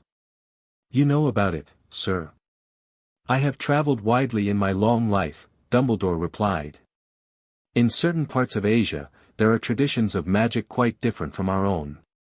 Practitioners speak of internal energy channels, of balancing elements within the body." He stroked his beard thoughtfully. "Though I must say, I've never seen someone so young with such mastery of these techniques." Naruto relaxed slightly. Dumbledore had provided a convenient explanation, no need to mention reincarnation or tailed beasts. "I've been practicing since I was young," he said truthfully. "It helped, at the Dursleys." Something flickered in Dumbledore's eyes, regret, perhaps. "Yes, I imagine it would have." He paused, studying Naruto. "Your brother doesn't share these abilities?" "No, sir. Just me." "Interesting. And your scar, the one that matches Harry's, but in a different location, does it ever trouble you?" Naruto's hand unconsciously moved to his stomach. "Sometimes. Usually at the same time Harry's hurts him." Dumbledore nodded as if confirming a theory. "The night Voldemort attacked you both, something unprecedented occurred. 2 children surviving the killing curse, it has never happened before. The scars you bear are not ordinary marks." "Sir," Naruto said carefully, "do you know why Professor Snape seems to dislike us? Especially Harry? The question seemed to catch Dumbledore off guard. He considered Naruto for a moment before answering. Professor Snape's past is his own to share or keep private. I will say only that he knew your parents, and that old wounds sometimes take a lifetime to heal. It wasn't much of an answer, but Naruto hadn't expected more. And Professor Quirrell, sir? Something about him seems off. At this, Dumbledore's expression grew more serious. What makes you say that, Mr. Potter? Just a feeling, Naruto hedged, not wanting to reveal Kurama's observations. Our scars tend to hurt when he's around. Dumbledore stood abruptly. That is indeed concerning. I appreciate you bringing this to my attention. He moved toward the door, then paused. Mr. Potter, I would advise continued discretion regarding your unique abilities. Hogwarts has eyes and ears beyond its walls. You mean the Ministry? Among others. Dumbledore's gaze became distant. There are those who would see unusual power as something to be controlled rather than nurtured. With that cryptic warning, he bid Naruto goodnight and departed, leaving the boy with more questions than answers. He knows more than he's saying, Kurama growled. About our seal, about Quirrell. About everything. Most people do, Naruto replied philosophically. Information is power, ninja or wizard, that rule doesn't change. Halloween arrived with the delicious smell of baking pumpkin wafting through the corridors. In Charms class, Professor Flitwick announced they were ready to make objects fly, something they'd all been eager to try since seeing him make Neville's toad zoom around the classroom. Flitwick put the class into pairs. Harry was partnered with Seamus Finnegan, while Naruto found himself with Neville. Ron, however, was to work with Hermione, and it was hard to tell which of them was more unhappy about this arrangement. Now, don't forget that nice wrist movement we've been practicing, squeaked Professor Flitwick. Swish and flick, remember, swish and flick. And saying the magic words properly is very important, too. Naruto helped Neville through the proper wand movement, sensing the boy's nervousness. Just relax, he advised. Visualize the feather floating, then let your magic make it happen. Neville attempted the spell several times without success, growing increasingly frustrated. Naruto demonstrated, careful to moderate his chakra as he cast Wingardium Leviosa. His feather rose steadily into the air, hovering at eye level. How do you make it look so easy? Neville asked glumly. Practice, Naruto said. And confidence. Here, try again. Across the room, Ron wasn't having much more success than Neville. Wingardium Leviosa, he shouted, waving his arms like a windmill. You're saying it wrong, Naruto heard Hermione snap. It's Wingardium Leviosa, make the gar nice and long. You do it, then, if you're so clever, Ron snarled. Hermione rolled up the sleeves of her gown, flicked her wand, and said, Wingardium Leviosa. Their feather rose off the desk and hovered about 4 feet above their heads. Oh, well done, cried Professor Flitwick, clapping. Everyone see here, Miss Granger's done it. By the end of class, only Hermione and Naruto had successfully levitated their feathers, though Harry had managed to make his twitch slightly. Ron was in a very bad mood. It's no wonder no one can stand her, he said as they pushed their way into the crowded corridor. She's a nightmare, honestly. Someone knocked into Harry as they hurried past. It was Hermione. Naruto caught a glimpse of her face, and was startled to see that she was in tears. I think she heard you, Harry said uncomfortably. So, said Ron, though he looked a bit awkward. She must have noticed she's got no friends. Naruto frowned. That was cruel, Ron. What? It's true. She's always showing off, correcting everyone, because that's the only way she knows how to connect with people, Naruto interrupted. Think about it. She's Muggle-born, new to all this. Books and knowledge are her safety net. Ron had the grace to look ashamed. I didn't mean for her to hear. I'm going to find her, Naruto decided. You two go ahead to the feast. He split off from Harry and Ron, asking a group of girls if they'd seen Hermione. Parvati Patil told him she was crying in the girls' bathroom and wanted to be left alone. Naruto hesitated outside the bathroom door, unsure if he should enter. Then he heard the unmistakable sound of someone sobbing. Hermione, he called. It's Naruto. Can I talk to you? Go away, came the muffled reply. I'm not leaving until I know you're okay, he said firmly. Ron was out of line. He shouldn't have said those things. There was a pause, then the bathroom door opened slightly. Hermione's tear-streaked face appeared in the gap. Why do you care? You're friends with him. I can be friends with both of you, Naruto said simply. And I don't like seeing people hurt, especially when it's unnecessary. Hermione sniffled. I just wanted to help him get the spell right. I know.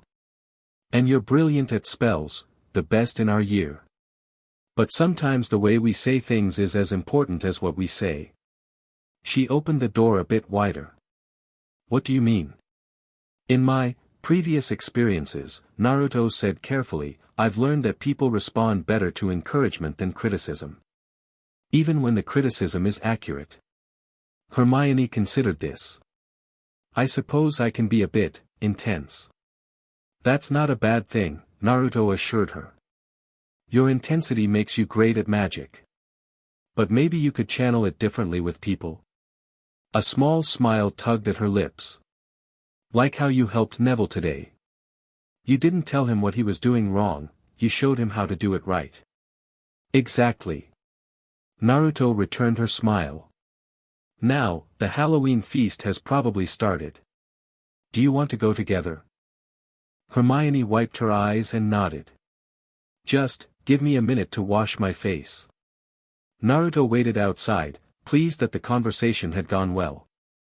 Hermione emerged looking more composed, though her eyes were still slightly red. Thanks for coming after me, she said quietly as they walked.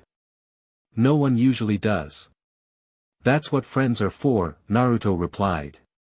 Hermione stopped mid-step. Friends? We're friends. Of course. Unless you don't want to be. No. I mean, yes, I do want to be friends. She beamed at him. I just wasn't sure if, her words cut off as a revolting smell reached their nostrils, a mixture of old socks and a kind of public toilet no one seems to clean. Then they heard it, a low grunting and the shuffling of enormous feet. At the end of the corridor, something huge was moving toward them. As it stepped into a patch of moonlight, they froze in horror. 12 feet tall, its skin a dull granite gray, its great lumpy body like a boulder with a small bald head perched on top, it had legs thick as tree trunks and flat, horny feet. The smell coming from it was incredible. It was holding a huge wooden club, which dragged along the floor because its arms were so long. Troll, Naruto breathed, instinctively positioning himself between the creature and Hermione. How? Hermione's voice was barely audible with fear. Back up slowly, Naruto whispered. No sudden movements. Too late. The troll had spotted them. It lumbered forward, knocking over a suit of armor with a crash that echoed down the corridor. Run! Naruto shouted, grabbing Hermione's hand. They sprinted back toward the bathroom, the troll gaining speed behind them. Just as they reached the door, it swung open to reveal Harry and Ron. Hermione. Naruto. Harry gasped. There's a troll, we know. Naruto pushed them inside, slamming the door behind them. Help me barricade this. But before they could move, the door splintered as the troll's club smashed through it. Wood fragments scattered across the bathroom floor. The 4 students backed against the far wall, trapped. Distract it. Harry shouted desperately, seizing a tap and throwing it as hard as he could against the wall. The troll stopped a few feet from them, turning its ugly head to see what had made the noise. It saw Harry and made for him instead, lifting its club. "Oi, pea-brain," yelled Ron from the other side of the chamber, throwing a metal pipe at it. The troll didn't even seem to notice the pipe hitting its shoulder, but it heard the yell and paused again, turning its mean little eyes toward Ron instead. Naruto's mind raced. The troll was too big for him to take on directly. In this body, with his limited chakra control, he couldn't risk a head-on confrontation. But he needed to protect the others. "Use me," Kurama urged. "Just a little of my chakra should be enough." Naruto hesitated. He hadn't tapped into Kurama's power since the incident with Vernon years ago. But lives were at stake. "Everyone, get behind me," he commanded. "Naruto, what are you?" Harry began. "Trust me." Naruto closed his eyes briefly, focusing inward. "Kurama, lend me your power." A surge of hot energy flowed through him, not the full transformation he'd achieved in his previous life, but enough.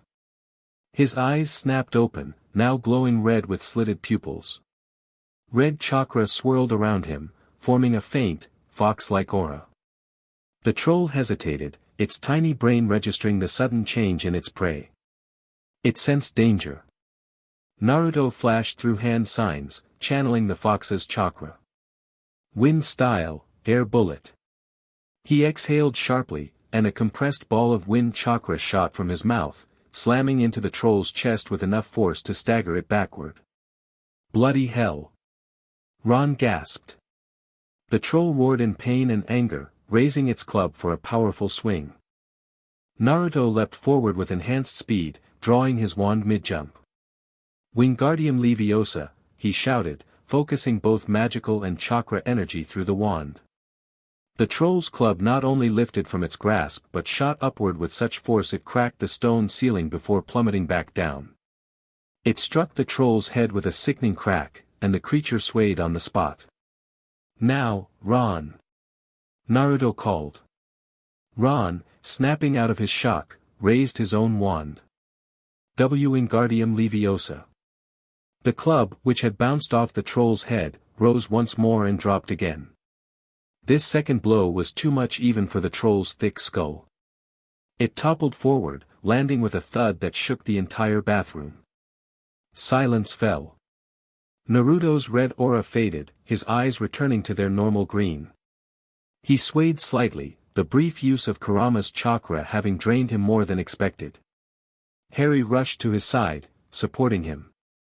"What was that?" he whispered, awe and concern mingling in his voice. Before Naruto could answer, the bathroom door burst open. Professor McGonagall appeared, closely followed by Snape and Quirrell. Quirrell took one look at the troll, let out a faint whimper, and sat quickly on a toilet, clutching his heart. Snape bent over the troll, examining it. His eyes flicked briefly to Naruto, narrowing with suspicion. McGonagall was looking at the four of them with a mixture of shock and fury. "What on earth were you thinking?" she demanded, cold anger in her voice. "You're lucky you weren't killed. Why aren't you in your dormitories?" Then a small voice emerged from the shadows. "Please, Professor McGonagall, they were looking for me. Miss Granger. I went looking for the troll because I thought I could deal with it on my own, you know, because I've read all about them." Hermione hung her head. "If they hadn't found me, I'd be dead now." Naruto and Ron knocked it out, and Harry distracted it. They didn't have time to come and fetch anyone. It was about to finish me off when they arrived. Naruto stared at Hermione in amazement. She was deliberately taking the blame to protect them, the last thing he'd expected from a rule-following student like her. "Well, in that case," said Professor McGonagall, staring at the four of them. "Miss Granger, foolish girl, how could you think of tackling a mountain troll on your own?" Hermione hung her head. Naruto was speechless. Hermione was the last person to do anything against the rules, and here she was, pretending she had, to get them out of trouble. "Miss Granger, 5 points will be taken from Gryffindor for this," said Professor McGonagall. I'm very disappointed in you. If you're not hurt at all, you'd better get off to Gryffindor Tower. Students are finishing the feast in their houses. Hermione left, giving Naruto a small, grateful smile as she passed. Professor McGonagall turned to the boys. Well, I still say you were lucky, but not many first years could have taken on a full-grown mountain troll. You each win Gryffindor 5 points. Professor Dumbledore will be informed of this. You may go. They hurried out of the chamber and didn't speak until they had climbed 2 floors up. It was a relief to be away from the smell of the troll, quite apart from anything else. We should have gotten more than 15 points, Ron grumbled. 10, you mean, once she's taken off Hermione's, said Harry. What was that, Naruto? Ron asked abruptly. That red thing around you. And that wind attack. That wasn't a spell we've learned. Naruto sighed, knowing this moment was inevitable. It's complicated. Let's just say I have abilities beyond normal magic. But, I'll explain everything, Naruto promised. But not here, not now. As they reached the portrait of the fat lady, Pig Snout, they found Hermione waiting for them. There was an awkward pause, then they all said, thanks, at the same time and hurried into the common room. From that moment on, Hermione Granger became their friend. There are some things you can't share without ending up liking each other, and knocking out a 12-foot mountain troll is one of them.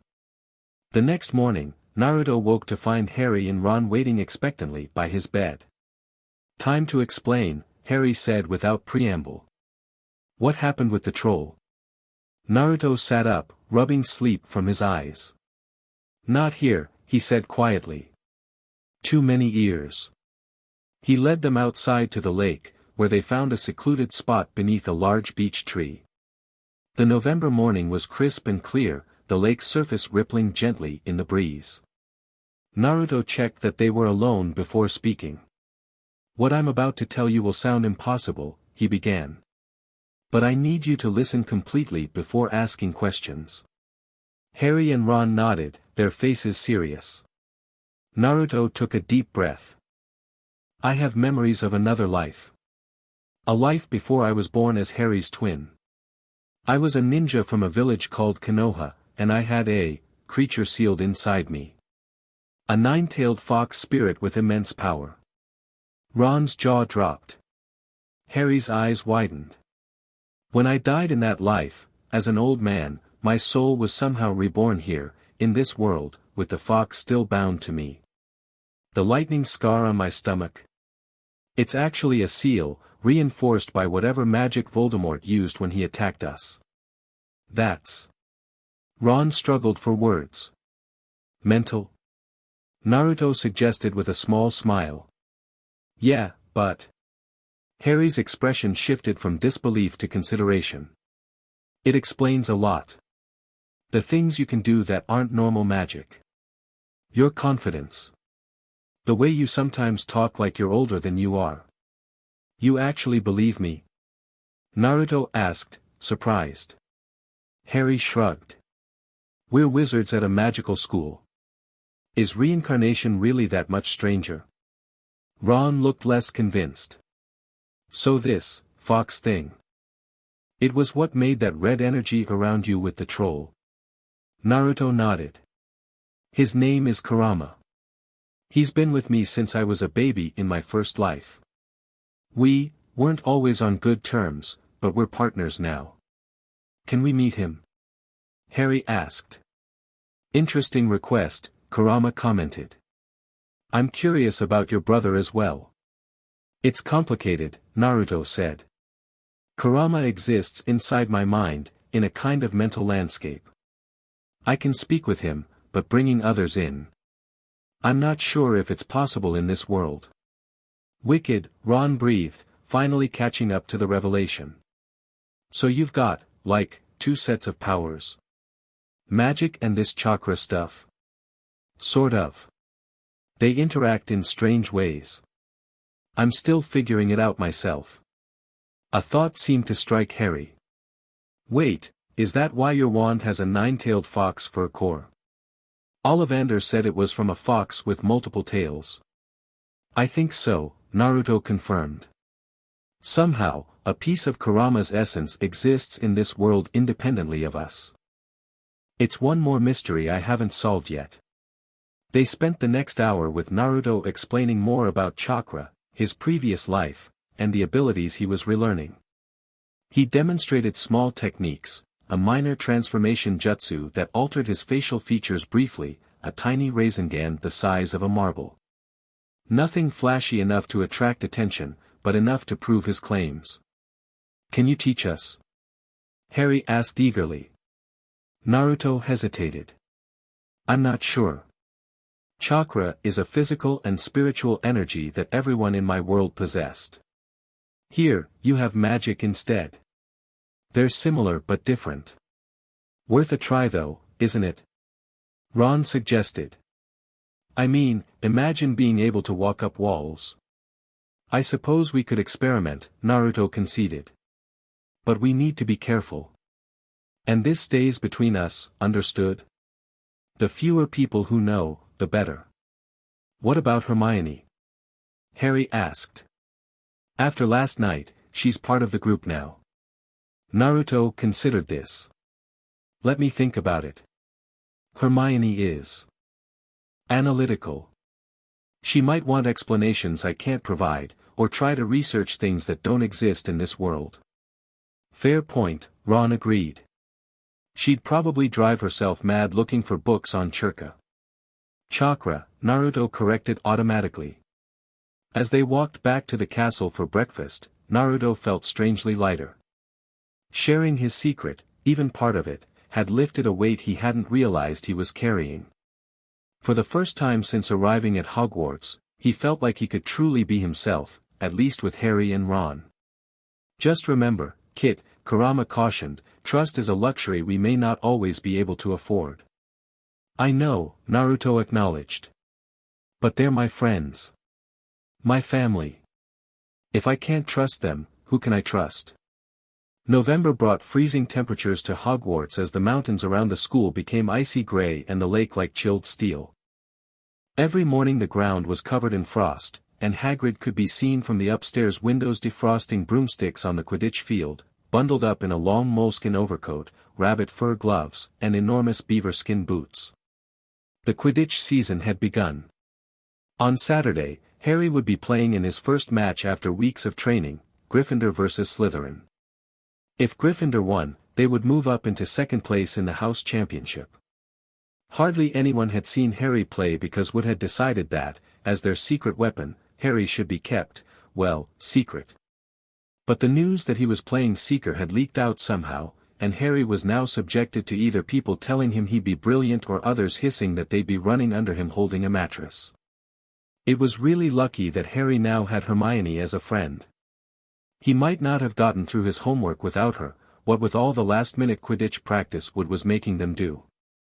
She had also lent him Quidditch Through the Ages, which turned out to be a very interesting read. Naruto had been dividing his time between helping Harry prepare, continuing his own training, and carefully watching Professor Quirrell. After the troll incident, his suspicions had only grown. How convenient that a troll, a creature Quirrell supposedly had experience fighting, had somehow entered the heavily protected school while everyone was at the feast. That one smells of deception, Kurama had commented. And something darker beneath it. On the day before Harry's first Quidditch match, the four of them were out in the freezing courtyard during break, and Hermione had conjured them up a bright blue fire that could be carried around in a jam jar. They were standing with their backs to it, getting warm, when Snape crossed the yard. Naruto noticed at once that Snape was limping. The potions master spotted them and limped over, clearly looking for a reason to tell them off. "What's that you've got there, Potter?" Harry showed him Quidditch Through the Ages. "Library books are not to be taken outside the school," said Snape. "Give it to me." 5 points from Gryffindor. "He's just made that rule up," Harry muttered angrily as Snape limped away. "Wonder what's wrong with his leg." "Dunno, but I hope it's really hurting him," said Ron bitterly. Naruto frowned, his mind working. Did anyone see where Snape was on Halloween? When the troll was loose? No, said Hermione. But he arrived with McGonagall and Quirrell at the bathroom. I saw him heading toward the 3rd floor and everyone else was going to the dungeons, Harry said suddenly. He wasn't with the other teachers. The forbidden corridor, Naruto mused. Where Dumbledore said not to go unless we wanted to die a painful death. You think Snape was trying to get past that 3-headed dog on Halloween? Hermione exclaimed. That's where he got injured. The others turned to stare at her. How do you know about the dog? Ron demanded. Hermione looked embarrassed. I may have done some exploring. After reading about Gringotts in the Daily Prophet, I was curious about what might be hidden at Hogwarts. Why didn't you tell us? Harry asked. I was going to. But then the troll happened, and it slipped my mind. Naruto considered this new information. So something valuable is hidden at Hogwarts, guarded by a 3-headed dog. Snape tried to get past it during the troll distraction. But was he working alone? You think he let the troll in as a diversion? Ron asked. Maybe, Naruto said. Or maybe someone else did. Their speculation was interrupted as Harry announced he was going to ask Snape for his book back. Despite the others' protests that Snape would never return it, Harry was determined. I'll come with you, Naruto offered, curious to observe Snape more closely. They made their way to the staff room and knocked. There was no answer. Harry knocked again, but still nothing. Maybe he's left the book in there. Harry suggested, pushing the door ajar to peer inside. A horrible scene met their eyes. Snape and Filch were inside, alone. Snape was holding his robes above his knees, revealing a bloody, mangled leg. Filch was handing him bandages. Blasted thing, Snape was saying. How are you supposed to keep your eyes on all 3 heads at once? Harry tried to shut the door quietly, but, Potter. Snape's face was twisted with fury as he dropped his robes quickly to hide his injured leg. Harry gulped. I just wondered if I could have my book back. Get out. Out. They fled before Snape could take any more points from Gryffindor. Once safely back in the common room, Harry relayed what they'd seen to Ron and Hermione. You know what this means? Harry finished breathlessly. Snape tried to get past that 3-headed dog at Halloween. That's where he was going when we saw him, he's after whatever it's guarding. And I'd bet my broomstick he let that troll in, to make a diversion. Hermione's eyes were wide. No, he wouldn't. I know he's not very nice, but he wouldn't try to steal something Dumbledore was keeping safe. Honestly, Hermione, you think all teachers are saints or something, snapped Ron. I'm with Harry. I wouldn't put anything past Snape. Naruto remained silent, thinking. Snape had clearly tried to get past the dog, but something about this didn't add up. The potions master was unpleasant, certainly, but he didn't strike Naruto as a thief. And if the mysterious package was what Naruto suspected, the small object Hagrid had removed from Gringotts, then it must be something extraordinarily valuable or powerful. That night, while the others slept, Naruto slipped out of bed and made his way to the 3rd floor corridor. He needed to see this 3-headed dog for himself. Employing stealth techniques from his ninja days, he moved silently through the castle, avoiding Filch and Mrs. Norris with ease. When he reached the forbidden corridor, he found the door Hermione had described, a simple lock that yielded to a whispered Alohomora. Inside, just as Hermione had said, was an enormous 3-headed dog. It filled the whole space between ceiling and floor, all 3 heads snoring loudly, a puddle of drool forming beneath its jaws. Reminds me of a young Cerberus, Kurama commented. Pitiful compared to Bijou, but formidable for humans. Naruto noticed the dog was standing on a trapdoor. Whatever it was guarding lay beneath. He considered trying to peek under it but decided against pushing his luck. He'd confirmed what he needed to know. As he carefully closed the door, a voice spoke from behind him. Exploring after curfew, Mr. Potter. How, unsurprising. Naruto whirled around to find himself facing not Filch or Snape, but a tall wizard in elegant midnight blue robes. The man had sharp features, pale skin, and long black hair tied back in a neat ponytail. Something about him seemed vaguely familiar, though Naruto was certain they'd never met. "Who are you?" Naruto asked, instinctively adopting a defensive stance. The man smiled, the expression not reaching his cold eyes. "Corvinus Blackwood, Department of Magical Anomalies, Ministry of Magic." He extended a hand that Naruto deliberately did not take. "I've been most interested in meeting you, Mr. Potter." "The ministry sent you to Hogwarts?" Naruto asked skeptically. "For what purpose?" Blackwood withdrew his hand smoothly, as if the rejection meant nothing to him. "Officially? To review security protocols after the unfortunate troll incident." His eyes glinted. "Unofficially? To investigate reports of unusual magic being performed by a first-year student." Naruto's blood ran cold. Someone had reported his abilities to the ministry. "I don't know what you're talking about," he said evenly. "No. Multiple witnesses described you climbing a tree without hands. Professors noted strange energy signatures during your spellcasting. And most intriguingly, for students claim you generated some kind of red aura before performing wandless magic against a mountain troll." Blackwood stepped closer.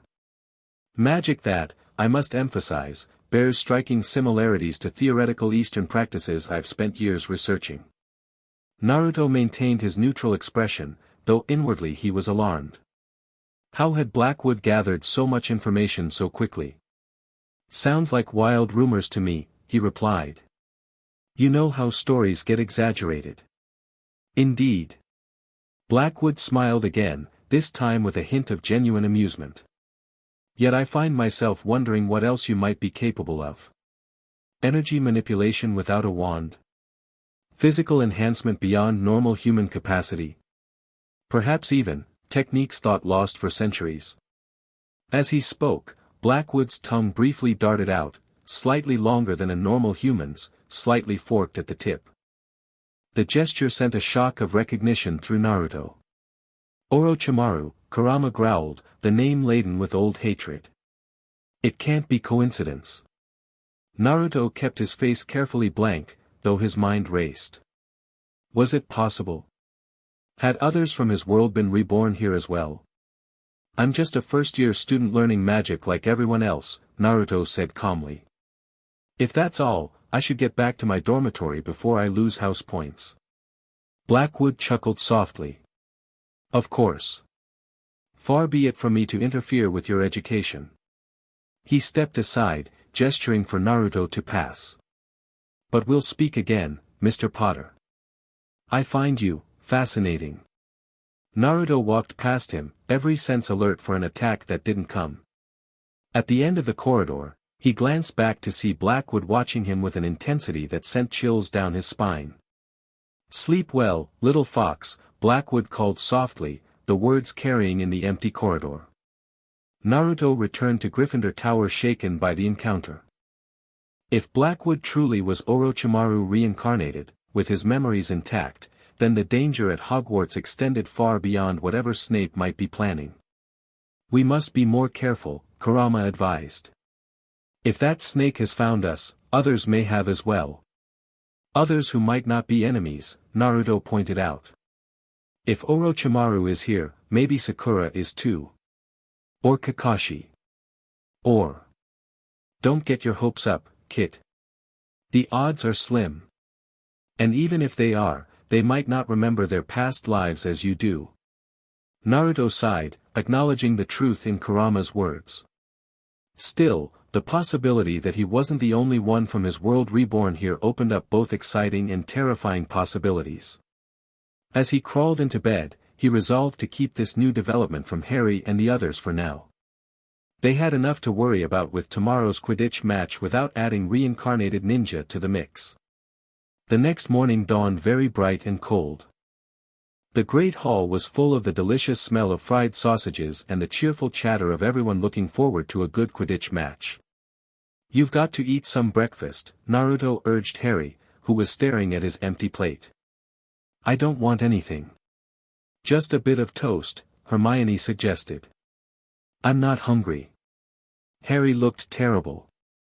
The mounting excitement of his first Quidditch match had transformed into crushing nerves overnight.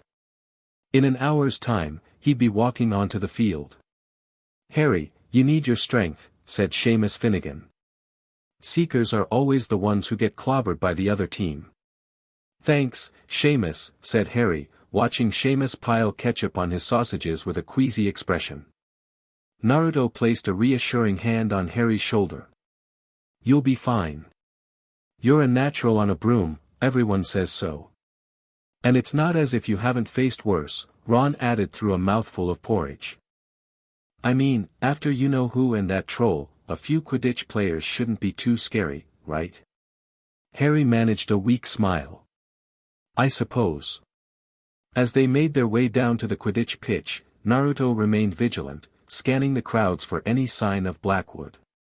He'd warned Harry only that he might notice a ministry official watching the match, no need to worry his brother with the full details yet. The Quidditch stadium was impressive, hundreds of seats raised in stands around the field so that spectators were high enough to see what was going on. At either end of the field were 3 golden poles with hoops on the end. Harry disappeared into the locker rooms while Naruto, Ron, and Hermione joined Neville, Seamus, and Dean in the top row of the stands. As a surprise for Harry, they had painted a large banner on a sheet Ron's rat, Scabbers, had ruined. It said, Potter for President, and Dean, who was good at drawing, had done a large Gryffindor lion underneath. Hermione had performed a tricky little charm so that the paint flashed different colors. As the teams walked onto the field, a roar of noise greeted them. Madame Hooch was refereeing. She stood in the middle of the field waiting for the two teams, her broom in her hand. Now, I want a nice fair game, all of you, she said once they were all gathered around her. Naruto noticed she seemed to be speaking particularly to the Slytherin captain, Marcus Flint, a 6th year with a decidedly troll-like appearance. Out of the corner of his eye, Naruto spotted a familiar figure in midnight blue robes seated in the teachers' section. Blackwood was watching the proceedings with polite interest, though his gaze occasionally swept over the Gryffindor stands, perhaps seeking Naruto. The match began with Madame Hooch's whistle. The 14 players rose high into the air, Harry among them, looking tiny on his Nimbus 2000. And the quaffle is taken immediately by Angelina Johnson of Gryffindor. What an excellent chaser that girl is, and rather attractive, too, Jordan. Sorry, Professor. The Weasley twins' friend, Lee Jordan, was doing the commentary for the match, closely watched by Professor McGonagall. Naruto divided his attention between watching Harry circle overhead, looking for the snitch, and keeping an eye on Blackwood. The Ministry wizard seemed genuinely engrossed in the game, applauding good plays from both teams. Perhaps he was simply a Quidditch enthusiast. But no, Naruto couldn't shake the feeling that something was off about the man. Slytherin in possession, Lee Jordan was saying. Chaser Pusey ducks 2 bludgers, 2 Weasleys, and Chaser Bell, and speeds toward the, wait a moment, was that the snitch? A murmur ran through the crowd as Adrian Pusey dropped the quaffle, too busy looking over his shoulder at the flash of gold that had passed his left ear. Harry had seen it. In a great rush, he dived downward after the streak of gold. Slytherin seeker Terence Higgs had seen it too, and they raced neck and neck toward the snitch. All the chasers seemed to have forgotten what they were supposed to be doing as they hung in midair to watch. Harry was faster than Higgs, he could see the little round ball, wings fluttering, darting up ahead, he put on an extra spurt of speed, wham! A roar of rage echoed from the Gryffindor stands as Marcus Flint had deliberately blocked Harry, sending Harry's broom spinning off course. Harry clung on for dear life. Foul, screamed the Gryffindors. Madame Hooch spoke angrily to Flint and then ordered a free shot at the goal posts for Gryffindor. But in all the confusion, the golden snitch had disappeared from sight again. Lee Jordan was finding it difficult not to take sides. So, after that obvious and disgusting bit of cheating, Jordan, growled Professor McGonagall. I mean, after that open and revolting foul, Jordan, I'm warning you, all right, all right. Flint nearly kills the Gryffindor Seeker, which could happen to anyone, I'm sure, so a penalty to Gryffindor, taken by Spin Net, who puts it away, no trouble, and we continue play, Gryffindor still in possession. Harry dodged another bludger that went spinning dangerously past his head, and then, suddenly, his broom gave a frightening lurch. For a split second, Naruto thought Harry was going to fall. The broom lurched again, as though trying to buck him off. Something's wrong with Harry's broom, Naruto said sharply, grabbing Ron's binoculars to get a closer look. Harry's broom was completely out of control. It was zigzagging through the air, and every now and then making violent swishing movements that almost unseated him. Did something happen to it when Flint blocked him? Seamus whispered. Can't have, Hagrid said, who had joined them during the match. Can't nothing interfere with a broomstick except powerful dark magic, no kid could do that to a Nimbus 2000. At these words, Hermione seized Hagrid's binoculars, but instead of looking up at Harry, she started scanning the crowd. What are you doing, moaned Ron, grey-faced. I knew it, Hermione gasped. Snape, look. Ron grabbed the binoculars. Snape was in the middle of the stands opposite them. He had his eyes fixed on Harry and was muttering non-stop under his breath. He's doing something, jinxing the broom, said Hermione. What do we do? Ron asked desperately. But Naruto was looking elsewhere. Through his enhanced vision, he could see that Blackwood was also staring unblinkingly at Harry, his lips moving in what might be an incantation. And behind him, barely visible in the shadows of the stands, was Professor Quirrell, similarly focused on Harry. It's not just Snape, Naruto said urgently. Blackwood and Quirrell too. One of them is jinxing the broom, the others might be trying to counter it, or they could all be working together. Up in the air, Harry's broom rolled over and over, with Harry only just managing to hold on. Then the whole crowd gasped. Harry's broom had given a wild jerk and swung him off it. He was now dangling from it, holding on with only one hand. I'm going to help Hermione distract Snape, Ron decided. You handle the other two. Before Naruto could stop him, Ron and Hermione had pushed their way through the crowd toward the stands where Snape sat. Naruto cursed under his breath and began moving toward Blackwood and Quirrell's position. Harry's broom was vibrating so hard, it was almost impossible for him to hang on much longer. The whole crowd was on its feet, watching, terrified, as the Weasleys flew up to try to pull Harry safely onto one of their brooms, but it was no use, every time they got near him, the broom would jump higher still. Naruto reached the section where Blackwood and Quirrell sat just as bright blue flames erupted on Snape's robes across the stadium. It took perhaps 30 seconds for Snape to realize he was on fire. A sudden yelp told Naruto that Hermione had successfully distracted Snape, but Harry's broom still jerked and twisted. Making a split-second decision, Naruto focused on Quirrell rather than Blackwood. He accidentally stumbled into the back of the defense professor's turban, knocking it askew and causing Quirrell to break eye contact with Harry. Instantly, Harry's broom stopped trying to throw him off. He was able to clamber back on and resume flying normally. Neville, you can look. Ron said as he and Hermione returned to their seats. Neville had been sobbing into Hagrid's jacket for the last 5 minutes. Harry was speeding toward the ground when the crowd saw him clap his hand to his mouth as though he was about to be sick. He hit the field on all fours, coughed, and something gold fell into his hand. I've got the snitch, he shouted, waving it above his head, and the game ended in complete confusion. He didn't catch it, he nearly swallowed it.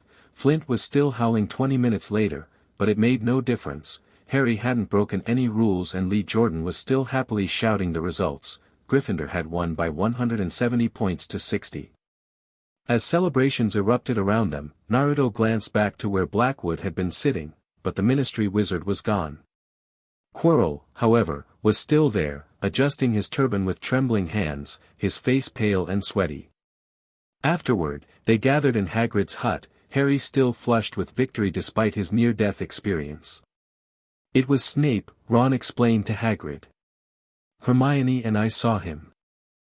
He was cursing your broomstick, muttering, he wouldn't take his eyes off you. Rubbish, said Hagrid. Why would Snape do something like that?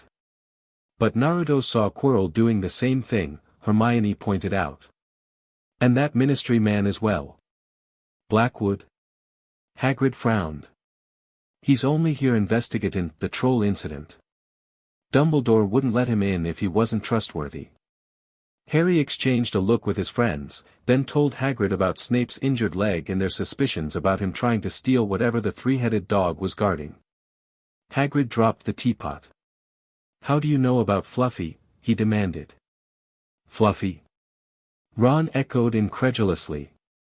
Yeah, he's mine, bought him off a Greek chappie I met in a pub last year, I lent him to Dumbledore to guard the, yes, said Harry eagerly. Now, don't ask me any more, said Hagrid gruffly. That's top secret, that is. But Snape's trying to steal it, Harry insisted. Rubbish, said Hagrid again.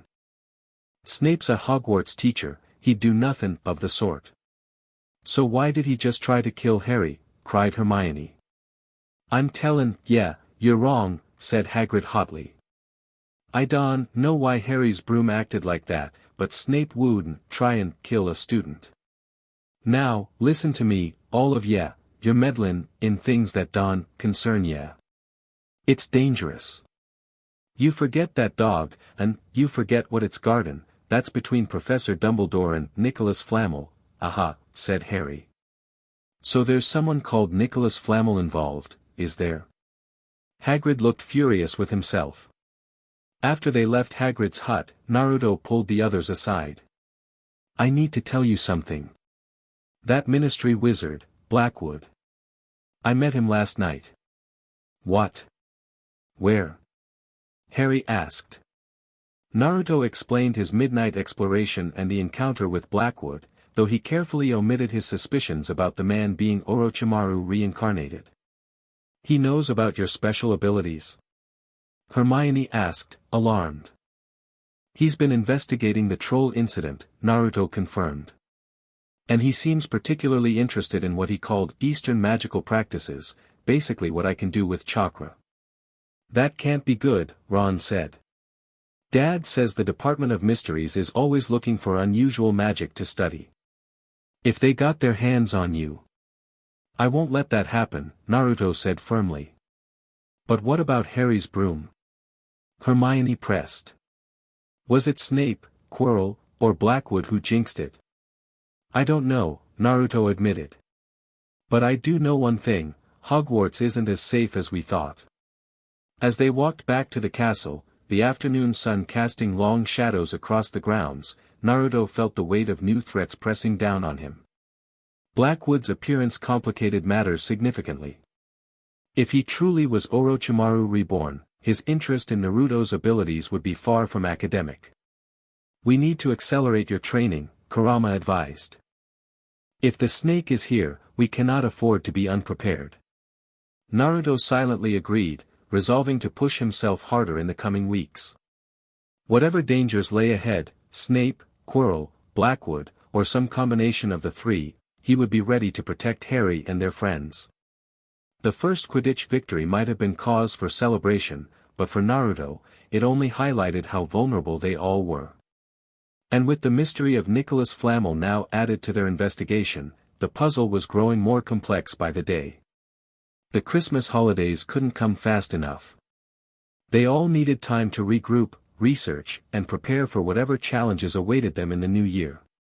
Chapter 3, The Stone and the Seal. Christmas approached with a crystalline chill that transformed Hogwarts into a winter wonderland. The Great Lake froze solid, the Forbidden Forest became a landscape of skeletal trees draped in snow, and frost patterns etched themselves across the castle's ancient windows like delicate works of art. One morning in mid-December, students awoke to find the grounds covered in several feet of snow. The Weasley twins had been punished for bewitching snowballs to follow Quirrell around, bouncing off the back of his turban. The few owls that managed to battle their way through the stormy sky needed nursing back to health by Hagrid before they could fly again. Naruto sat cross-legged on his bed, a parchment scroll spread before him. While other students prepared for holiday departures, he focused on creating something far more essential, a seal matrix that might help him better control Kurama's chakra. His fingers moved with practiced precision, brush strokes forming intricate patterns that would be meaningless to anyone from this world. "Still working on that?" Harry asked, emerging from the bathroom with damp hair. "You've been at it for days." "Almost finished," Naruto replied without looking up. "Just a few more elements to balance."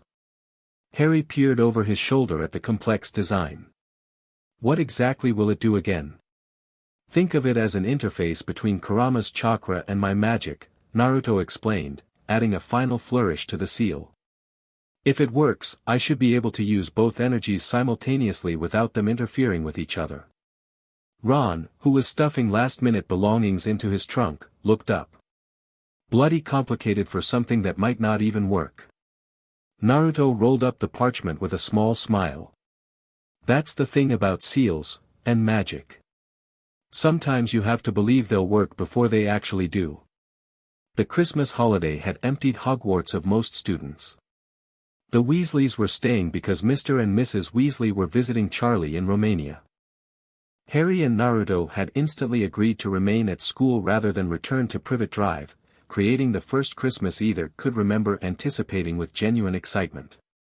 Hermione had reluctantly departed for home the previous day, but not before extracting solemn promises from all three boys to continue researching Nicholas Flamel. The name had become an obsession since Hagrid's accidental revelation. Despite scouring the library for weeks, they'd found nothing, not even in the towering shelves of the restricted section, which Naruto had briefly infiltrated using a simple transformation jutsu to appear as an older student with a forged permission slip. "The library will be practically empty during break," Harry pointed out. "Perfect for searching without Madame Pants breathing down our necks." "If Flamel's as important as he seems to be, his name should be somewhere," Naruto agreed, tucking the completed seal into his robes. "But first, I need to test this." Ron checked his watch. "Better make it quick. Breakfast ends in 20 minutes, and I'm starving." "You're always starving," Harry laughed. Naruto slipped off the bed. "You two go ahead. I'll meet you in the Great Hall." Once alone, Naruto removed his shirt and examined the lightning bolt scar on his abdomen, the external manifestation of Kurama's seal. Unlike his original 8-trigram seal from his previous life, this one had formed from the interaction of Voldemort's killing curse and the fox's inherent chakra. "Ready?" he asked inwardly. "As ready as we'll ever be," Kurama replied, his gruff voice tinged with curiosity. "This seal matrix is impressive work, Kit. Your Uzumaki heritage still shows through." Naruto placed the parchment against his scar, channeling chakra through it. The inked patterns glowed blue, then red, and finally a vibrant purple as the two energies merged. The seal matrix dissolved, the ink seeming to flow into his skin and integrate with the existing seal. A surge of power rushed through him, not overwhelming but harmonious, as if two discordant instruments had suddenly found the same key. The sensation settled into a warm hum beneath his skin. "Interesting," Kurama commented. "The pathways feel cleaner. More defined." Naruto experimentally formed a small raisingan in his palm. Instead of the usual struggle to maintain its shape, the swirling sphere stabilized immediately, glowing with a slight purplish tinge where chakra and magic intermingled. "It worked," Naruto breathed, allowing the raisingan to dissipate.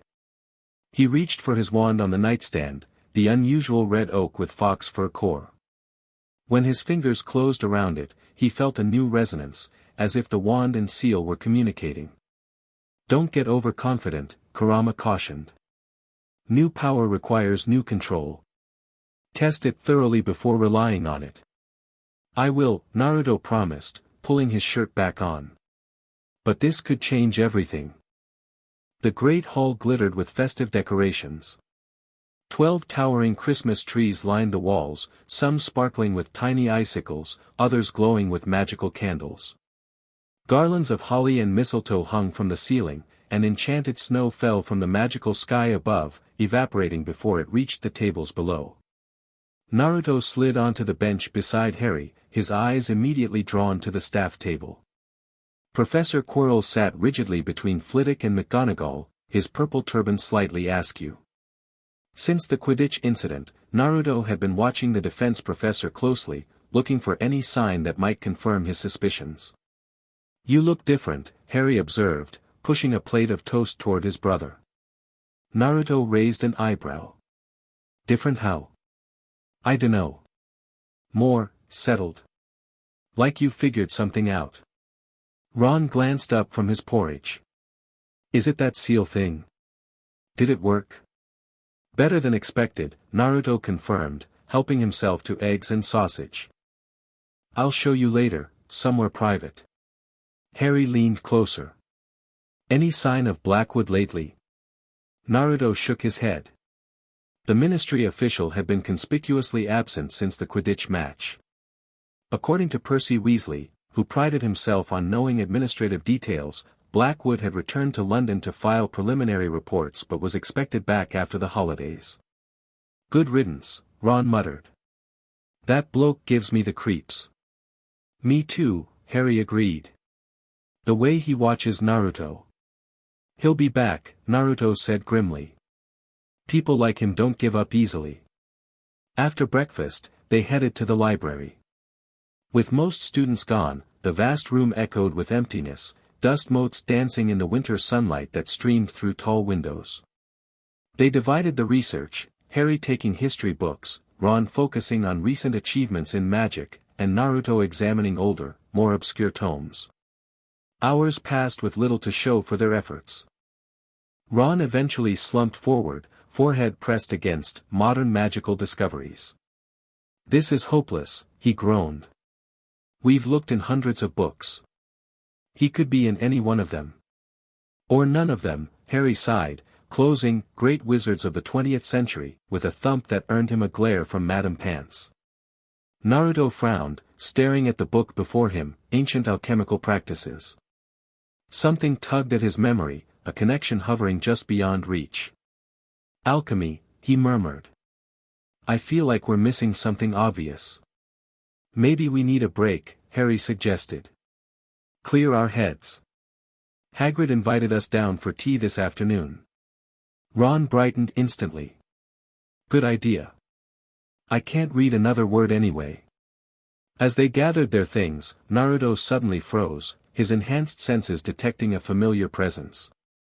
He turned slowly to see a tall figure in midnight blue robes browsing a nearby shelf, apparently absorbed in a large leather-bound tome.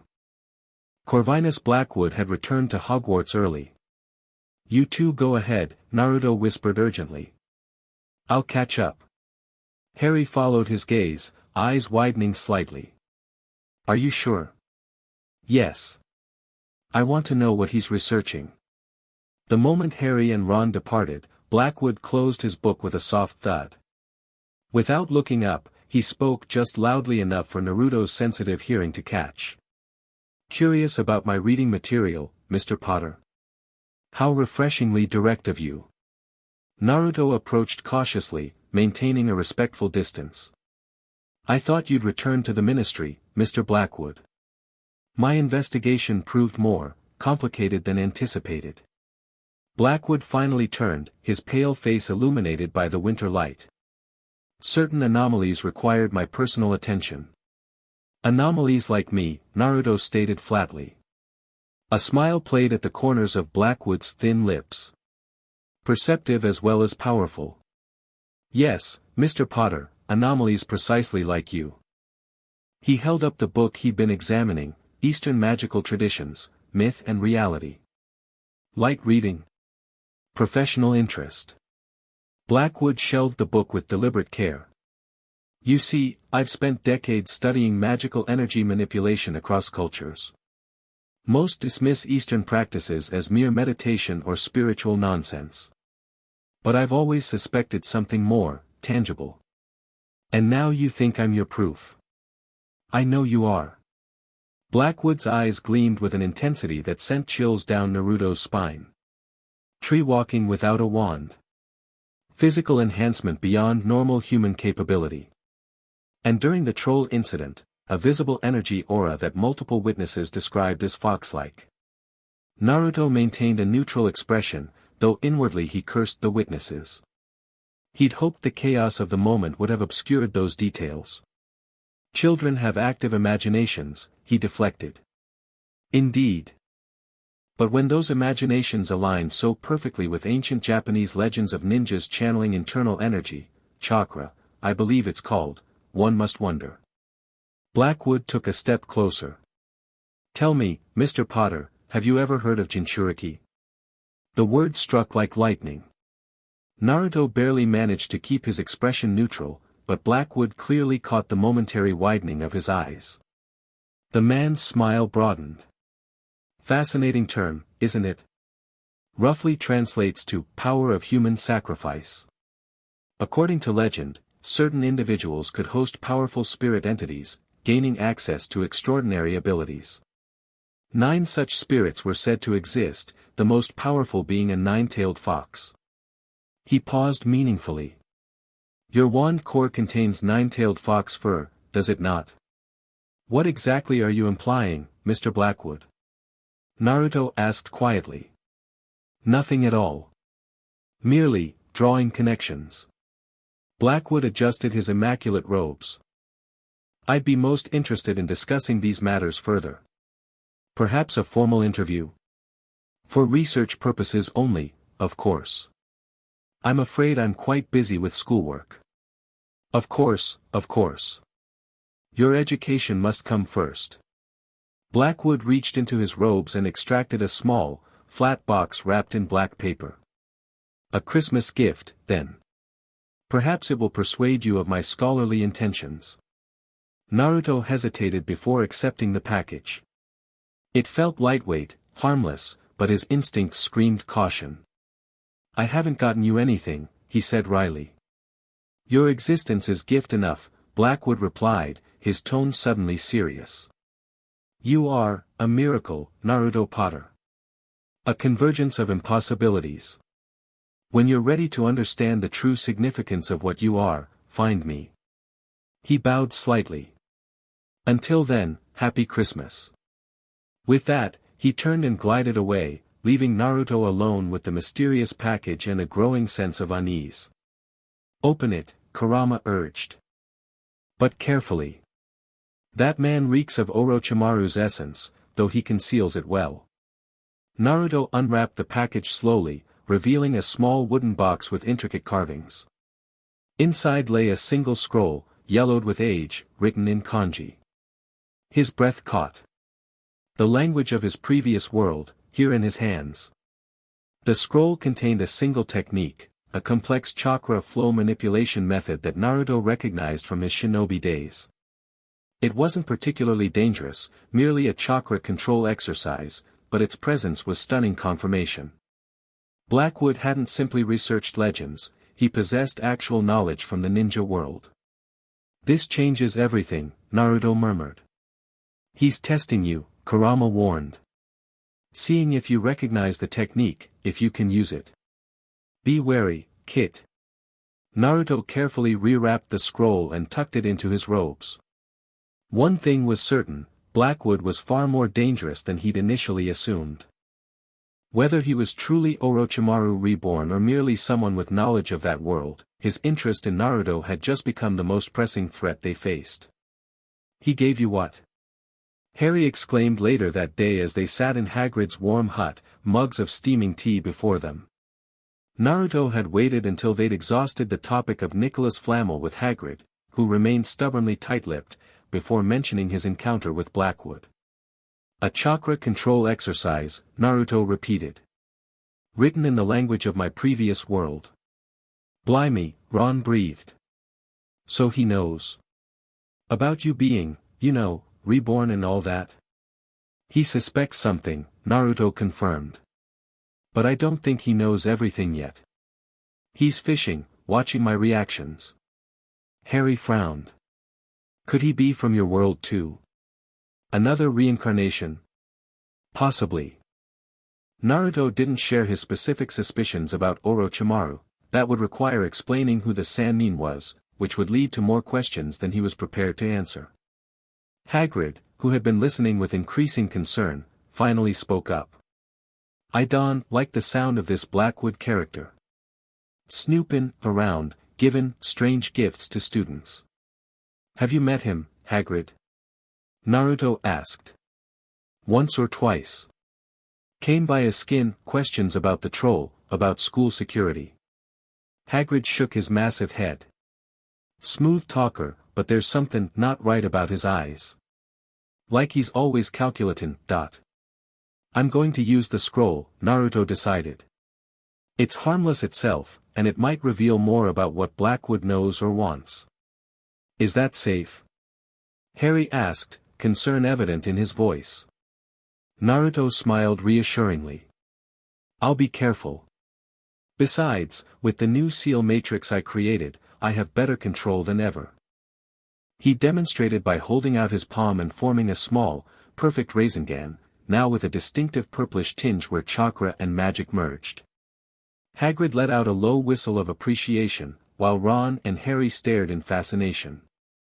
Wicked, Ron breathed. Can you do other stuff now too? I'm still testing it, Naruto admitted, letting the Rasengan dissipate. But it feels different, more stable, more integrated. Just promise you won't meet with Blackwood alone, Harry insisted. Whatever he wants from you, it can't be good. Naruto nodded agreement, though privately he suspected a confrontation with the mysterious ministry official was inevitable. If Blackwood truly was Orochimaru reborn, he wouldn't give up easily, and his interest in Naruto likely extended far beyond academic curiosity. As they trudged back to the castle through freshly fallen snow, Naruto found himself wondering how many others from his previous world might exist here. Was he truly unique, or were there others navigating similar dual existences? The thought was both comforting and unsettling. Christmas morning arrived with a flurry of unexpected presents. Naruto woke to Harry shaking him excitedly, gesturing to the pile of packages at the foot of each of their beds. We've got presents. Harry exclaimed, sounding younger than his 11 years. Actual presents. Naruto sat up groggily. What time is it? Who cares? It's Christmas. Ron was already tearing into his own gifts across the dormitory, examining a hand-knitted maroon sweater with a slightly disgruntled expression. Mum's made you both Weasley sweaters too, he observed, nodding toward their piles. Sure enough, Naruto found a thick, hand-knitted sweater in a vibrant orange that matched his old jumpsuit from Konoha. Harry received an emerald green one, to match his eyes, according to Mrs. Weasley's note. That's really nice of her, Harry said, pulling his on immediately. Naruto followed suit, touched by the simple gift. In his previous life, he'd rarely received presents until his later years as a respected shinobi. The Dursleys, of course, had never given them proper gifts, just old socks or coat hangers. Among their presents, both brothers discovered small wooden flutes from Hagrid, chocolate frogs from Hermione, and, to their mutual shock, 50-pence pieces taped to cards from the Dursleys. Generous, Harry commented sarcastically, flipping the coin to Ron, who was fascinated by the weird shape. The most impressive gift came last, a silvery, flowing cloak that Harry unwrapped with curiosity. When he draped it around his shoulders, his body disappeared completely. It's an invisibility cloak. Ron gasped. They're really rare and valuable. Who sent it? Naruto asked, examining the mysterious gift with professional caution. Harry found a note that had fallen from the wrapping. Your father left this in my possession before he died. It is time it was returned to you. Use it well. A very Merry Christmas to you. He looked up, bewildered. No signature. Must be from Dumbledore, Ron decided. No one else would have your dad's stuff, would they? Naruto wasn't so certain. The timing seemed convenient, providing Harry with a means of invisible exploration just as their investigation into Nicholas Flamel had stalled. Still, the connection to their father made the gift significant regardless of the sender's intentions. We could use it to search the restricted section tonight, Harry suggested, his eyes gleaming with excitement. We'd be completely invisible. Both of us? Naruto asked skeptically. We're not exactly small anymore. We'll manage. We always do. The Christmas feast that afternoon was spectacular: roast turkeys, mountains of roast and boiled potatoes, tureens of buttered peas, silver boats of thick, rich gravy and cranberry sauce, and stacks of wizard crackers that exploded like small cannons, engulfing their table in blue smoke. Flaming Christmas puddings followed the turkey, with Percy Weasley nearly breaking his teeth on a silver sickle embedded in his slice. Dumbledore swapped his pointed wizard's hat for a flowered bonnet from a cracker and chuckled merrily at a joke Professor Flitwick read him. Naruto observed the high table with interest. Hagrid's face grew progressively redder as he called for more wine, eventually planting a kiss on Professor McGonagall's cheek, who giggled and blushed, her top hat lopsided. Professor Quirrell, by contrast, sat rigidly in his seat, barely touching his food, his eyes occasionally scanning the great hall with uncharacteristic alertness. He's searching for someone, Kurama observed. Perhaps his master. Naruto had grown increasingly convinced that Quirrell was connected to Voldemort somehow. The pain in both his and Harry's scars whenever the defense professor was nearby couldn't be coincidence. After dinner, they joined the Weasleys for a furious snowball fight on the grounds, followed by warm butterbeers in front of the Gryffindor common room fire. Pleasantly exhausted, they eventually climbed the spiral staircase to their dormitory, where Harry immediately retrieved the invisibility cloak. We should wait until the others are asleep, he whispered to Naruto, glancing at the Weasleys, who were already changing into pajamas. Hours later, with Ron's snores filling the dormitory, Harry finally pulled the silvery cloak from his trunk. Ready? Naruto nodded, slipping beneath the fabric beside his brother. The cloak was indeed generous, covering them both completely despite their height. They crept silently through the portrait hole, down staircases, and along corridors illuminated only by moonlight streaming through high windows. The library was pitch black and eerily silent. Harry lit a lamp to navigate the towering shelves while Naruto kept watch, his enhanced senses alert for any approaching danger. The restricted section's over here, Harry whispered, holding the lamp high. Unlike the rest of the library, these books whispered and moaned on their shelves, some chained in place, others bearing ominous stains on their leather bindings. Naruto felt Kurama stir uneasily within him. Something about the ambient magic here resonated unpleasantly with the fox's chakra. Harry selected a large black and silver volume, pulling it out with difficulty and balancing it on his knee. The moment he opened it, a piercing shriek split the silence. The book was screaming. Harry snapped it shut, but the shriek continued, a high, unending note that echoed through the library. He stuffed the book back on the shelf, but they'd already heard footsteps in the corridor outside. Run! Naruto hissed, pulling Harry toward the exit. They slipped past Filch at the library entrance, the caretaker's pale eyes searching the darkness. Adrenaline pumping, they fled down a corridor, through a tapestry, and into an abandoned classroom, barely daring to breathe until certain they weren't being pursued. That was close, Harry gasped, leaning against a wall.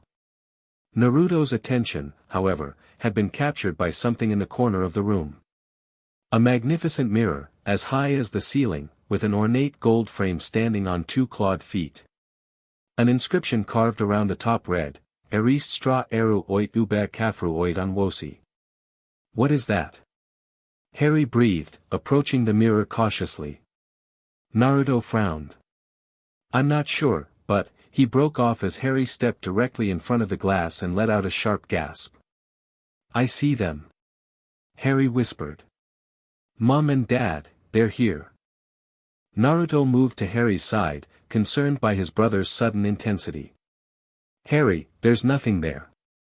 Look. Look at them all, there are loads of them. Harry pressed his hands against the glass. Naruto stepped directly in front of the mirror, and the breath left his lungs in a rush. Reflected beside him stood not Harry, but a group of people he'd never expected to see again, Sakura, Sasuke, Kakashi, all the friends he'd left behind in Konoha. Behind them stood his parents, Minato and Kushina, smiling proudly. And beside him, a grown Naruto Uzumaki, the seventh Hokage he'd once become, with his own family. The lives he'd lived. The life he'd lost. He stepped back abruptly, a lump forming in his throat. It shows what we want, he said hoarsely. Our deepest desires. Harry was transfixed, drinking in the image of his parents, seemingly deaf to Naruto's words. Can you see them? Your family too. I see. Naruto hesitated. People I knew before. From my previous life. Harry finally turned, his eyes shining with unshed tears. Do you think this mirror shows the future? No, Naruto said gently. Just what we wish for most. I want to stay here, Harry said, turning back to the mirror. I want to keep looking at them. Naruto placed a firm hand on his shoulder. Harry, we can't. This mirror, it's dangerous. I've seen objects like this before, things that show you what you desperately want but can never have. They can trap you. Just a bit longer, Harry pleaded. Tomorrow, Naruto compromised. We can come back tomorrow night. But now we need to go before we're caught. It took all his persuasive ability to drag Harry from the room. As they made their way back to Gryffindor Tower, Naruto worried about the hunger he'd seen in his brother's eyes. The Mirror of Erist, as he mentally dubbed it from its inscription, was potentially addictive, a trap for the grief-stricken and the lost. And they both qualified. The following night, Harry insisted on returning to the mirror. Despite Naruto's reservations, he accompanied his brother, unwilling to let Harry face such temptation alone. They found the abandoned classroom easily enough, and Harry immediately took position before the mirror, sinking to the floor in front of it with a contented sigh. Naruto stood back, deliberately avoiding his own reflection. He'd spent the day meditating on what he'd seen, processing the complex emotions it had stirred. Unlike Harry, who had never known his parents, Naruto had lived a full life, had known love, achievement, even fatherhood. The mirror's vision was painful precisely because he understood exactly what he'd lost. Back again, boys. They both jumped. Sitting on one of the desks by the wall was none other than Albus Dumbledore. They must have walked straight past him in their eagerness for the mirror. I didn't see you, sir, Harry stammered. Strange how nearsighted being invisible can make you, Dumbledore said mildly. So, like hundreds before you, you've discovered the delights of the Mirror of Erist. Is that what it's called, sir? Naruto asked. Indeed. I expect you've realized by now what it does. It shows us what we want, Harry said slowly. Whatever we want. Yes and no, Dumbledore corrected gently. It shows us nothing more or less than the deepest, most desperate desire of our hearts. You, Harry, who have never known your family, see them standing around you. Ronald Weasley, who has always been overshadowed by his brothers, sees himself standing alone, the best of all of them. His periwinkle blue eyes shifted to Naruto. And you, Naruto, you see something more complex, don't you? A life once lived, paths once taken. Naruto tensed. How much did Dumbledore know about his previous existence? The mirror will be moved to a new home tomorrow, Dumbledore continued, and I ask you both not to go looking for it again. It does not do to dwell on dreams and forget to live, remember that. He studied them both over his half-moon spectacles. Now, why don't you put that admirable cloak back on and get off to bed? Harry rose to his feet. Sir, Professor Dumbledore. Can I ask you something? Obviously, you've just done so, Dumbledore smiled. You may ask me one more thing, however. What do you see when you look in the mirror? I see myself holding a pair of thick, woolen socks. At Harry's astonished look, Dumbledore elaborated. One can never have enough socks. Another Christmas has come and gone and I didn't get a single pair. People will insist on giving me books. As they walked back to their dormitory, Harry whispered, he was definitely lying, wasn't he? Yes, Naruto agreed. But sometimes the truths we carry are too personal to share. Harry nodded thoughtfully. What he said about you, about seeing a life once lived. How much do you think he knows? More than he lets on, Naruto replied. Dumbledore strikes me as someone who collects secrets like others collect socks. Should we trust him? Naruto considered the question carefully. I think we can trust that he wants to protect Hogwarts and its students. Beyond that. He shrugged. Everyone has their own agenda, Harry. Even kind old wizards with twinkling eyes. January brought a return of students and classes. Hermione, who arrived the day before term started, was horrified that they hadn't discovered Nicholas Flamel's identity but far more concerned about Harry's growing obsession with the mirror of Eriste. You could have been caught, she scolded as they found a quiet corner of the common room to talk. And Harry, it sounds like that mirror could have a powerful enchantment on it. You're lucky Professor Dumbledore found you. We know, Hermione, Harry sighed. It's been moved anyway. Good. She turned to Naruto. And what's this Ron tells me about a ministry official giving you strange scrolls? Naruto shot Ron an exasperated look. The redhead had the grace to look sheepish. I might have mentioned it in passing, he mumbled. It's complicated, Naruto began, but Hermione wasn't accepting evasions. Ronald told me everything, she said firmly. About your past life, about the fox spirit inside you. I've spent half my holiday researching reincarnation and Eastern energy practices. Naruto blinked in surprise. You believe it? Of course I do, Hermione replied, as if it were the most natural thing in the world. It explains so much about you, your unusual magic, your maturity, the way you sometimes talk like you've lived through wars. She leaned forward eagerly. And I found something fascinating in my research. There are historical accounts of wizards in Japan and China who could manipulate pure energy without wands, walking on water and even creating elements from nothing. The ministry classified these practices as alternative magic and largely ignored them. Because they weren't magic at all, Naruto realized. They were chakra techniques from my world. Hermione nodded enthusiastically. Exactly.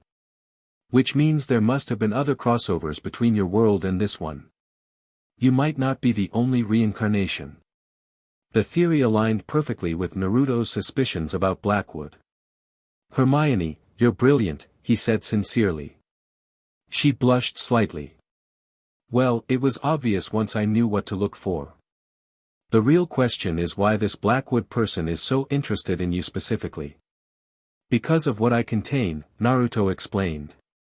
Kurama, the Nine Tails, is incredibly powerful. In my world, people sought that power for centuries. And in this world too, apparently, Harry added grimly. There's something else, Hermione said, extracting a massive old book from her bag with effort. I was looking for Nicholas Flamel when I found this in the library, Ancient Alchemists and Their Works. And here he is. She opened to a marked page. Nicholas Flamel is the only known maker of the Philosopher's Stone. The what? Harry and Ron asked simultaneously. Oh, honestly, don't you two read? Look, right here. She pointed to the passage.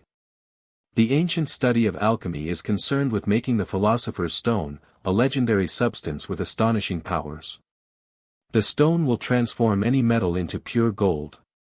It also produces the elixir of life, which will make the drinker immortal. Immortal? Harry repeated. It means you'll never die, Ron helpfully supplied. I know what it means. Harry snapped. Naruto had gone very still, his mind racing. Immortality, he murmured. Of course. That's what's hidden at Hogwarts, the Philosopher's Stone. And that's why Blackwood is here. Snape wants it too, Harry insisted. He tried to get past that three-headed dog at Halloween. But if Blackwood is from Naruto's world, Hermione reasoned, and he has the same knowledge, then immortality would be an obsession he carried over from his previous life.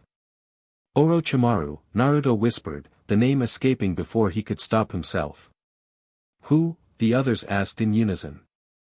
Naruto sighed, realizing it was time to share more of his suspicions. In my world, there was a powerful shinobi named Orochimaru.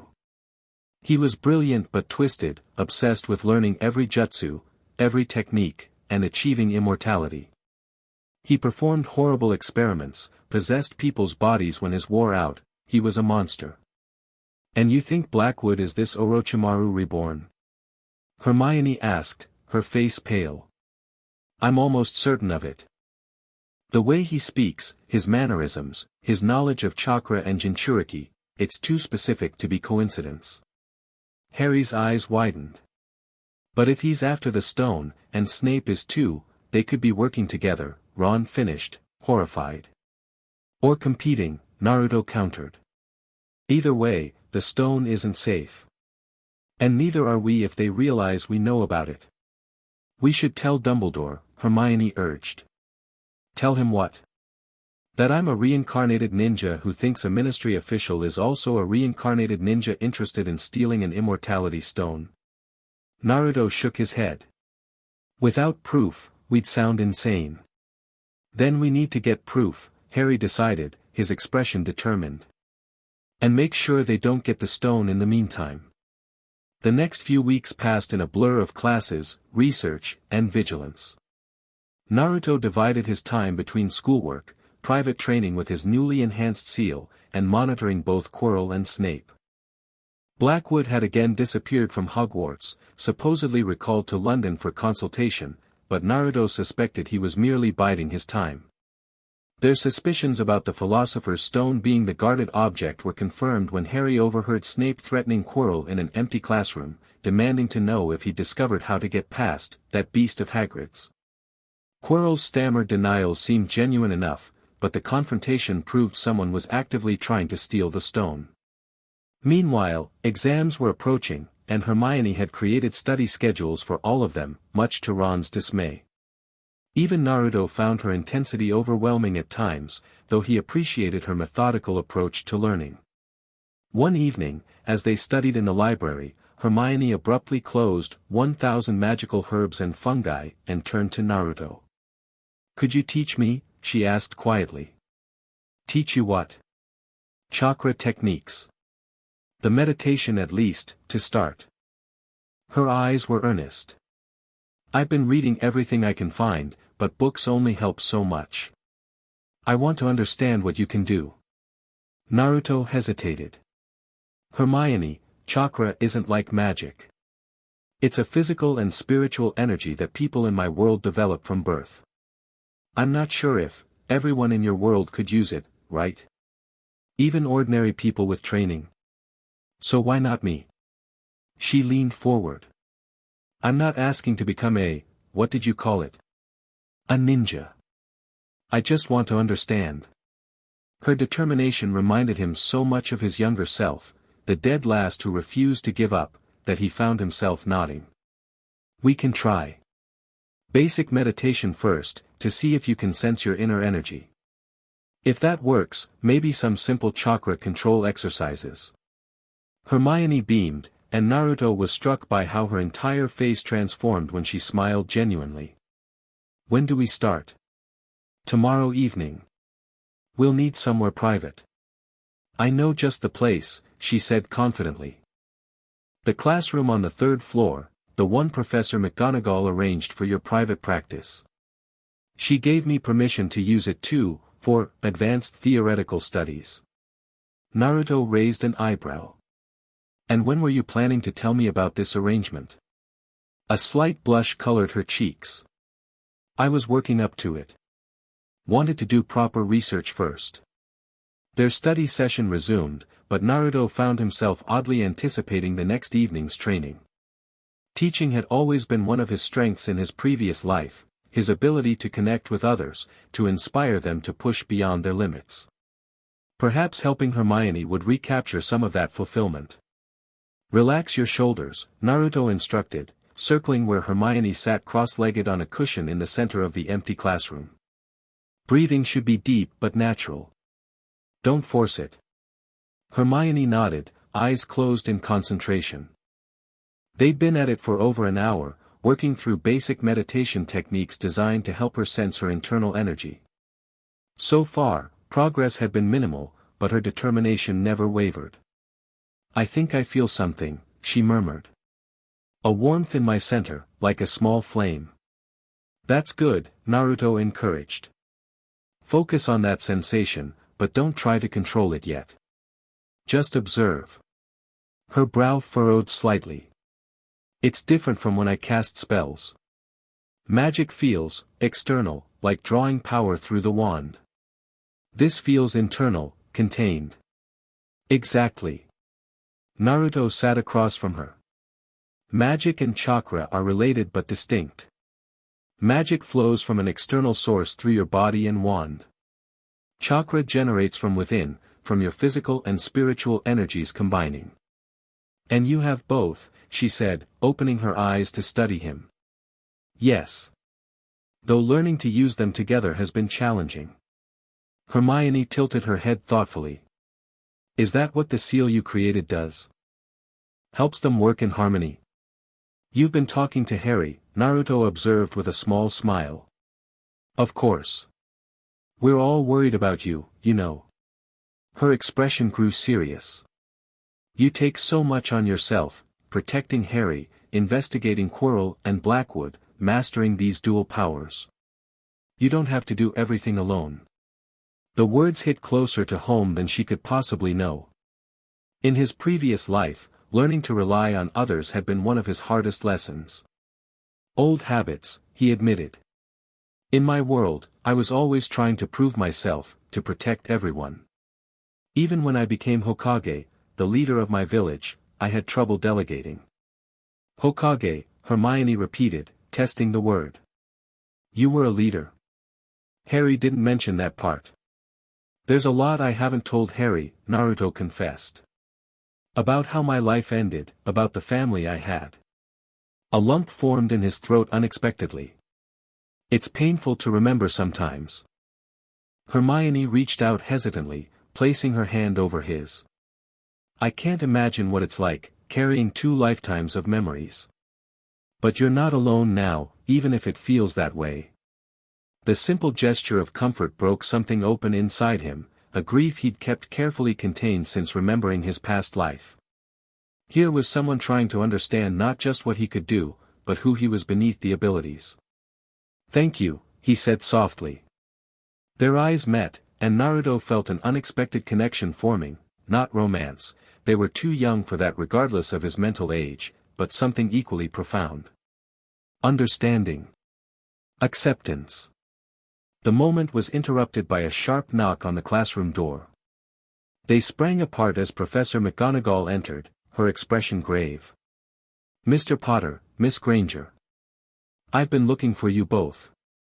Her eyes took in the meditation cushions with mild curiosity before returning to their faces. "There's been an incident. Mr. Potter, Harry, has been taken to the hospital wing."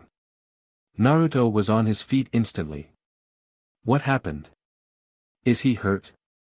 "An accident during Quidditch practice," McGonagall explained. "A rogue bludger, most unusual behavior. Madame Pomfrey is treating him now for a concussion and broken arm." "Rogue bludger?" Hermione repeated. "But those are enchanted objects, they don't just malfunction." "Indeed, Miss Granger. Which is precisely why Professor Dumbledore asked me to find you both immediately." McGonagall's voice lowered. "The bludger appears to have been tampered with, specifically to target Harry." Naruto's blood ran cold. "We need to see him. Now." The hospital wing was quiet except for the soft moans coming from Harry's bed. His right arm was wrapped in a complex magical splint, and a nasty bruise spread across his temple. Oliver Wood sat nearby, still in his muddy Quidditch robes, looking devastated. "It came out of nowhere," the team captain explained as Naruto and Hermione rushed to Harry's bedside. We just started practice when one of the bludgers went mental, ignored everyone else and headed straight for Harry. Fred and George tried to intercept it, but the thing was possessed, I swear. Madame Pomfrey bustled over, shooing Wood away. He needs rest, not a post-match analysis. The bones are mending, but head injuries require time. Will he be all right? Naruto asked, studying his brother's pale face. He's young and healthy, the matron replied briskly. Should be back on his feet in a day or two, though I've absolutely forbidden Quidditch for at least 2 weeks. Can he have visitors? Briefly. He's been given a sleeping draft, so he'll drift off soon. As if on cue, Harry's eyes fluttered open. Naruto? Hermione? We're here, Naruto assured him, taking his uninjured hand. Wood told us what happened. Do you remember anything? Harry winced as he tried to nod. The bludger, it wasn't right. Kept coming at me no matter where I flew. And just before it hit me, I saw.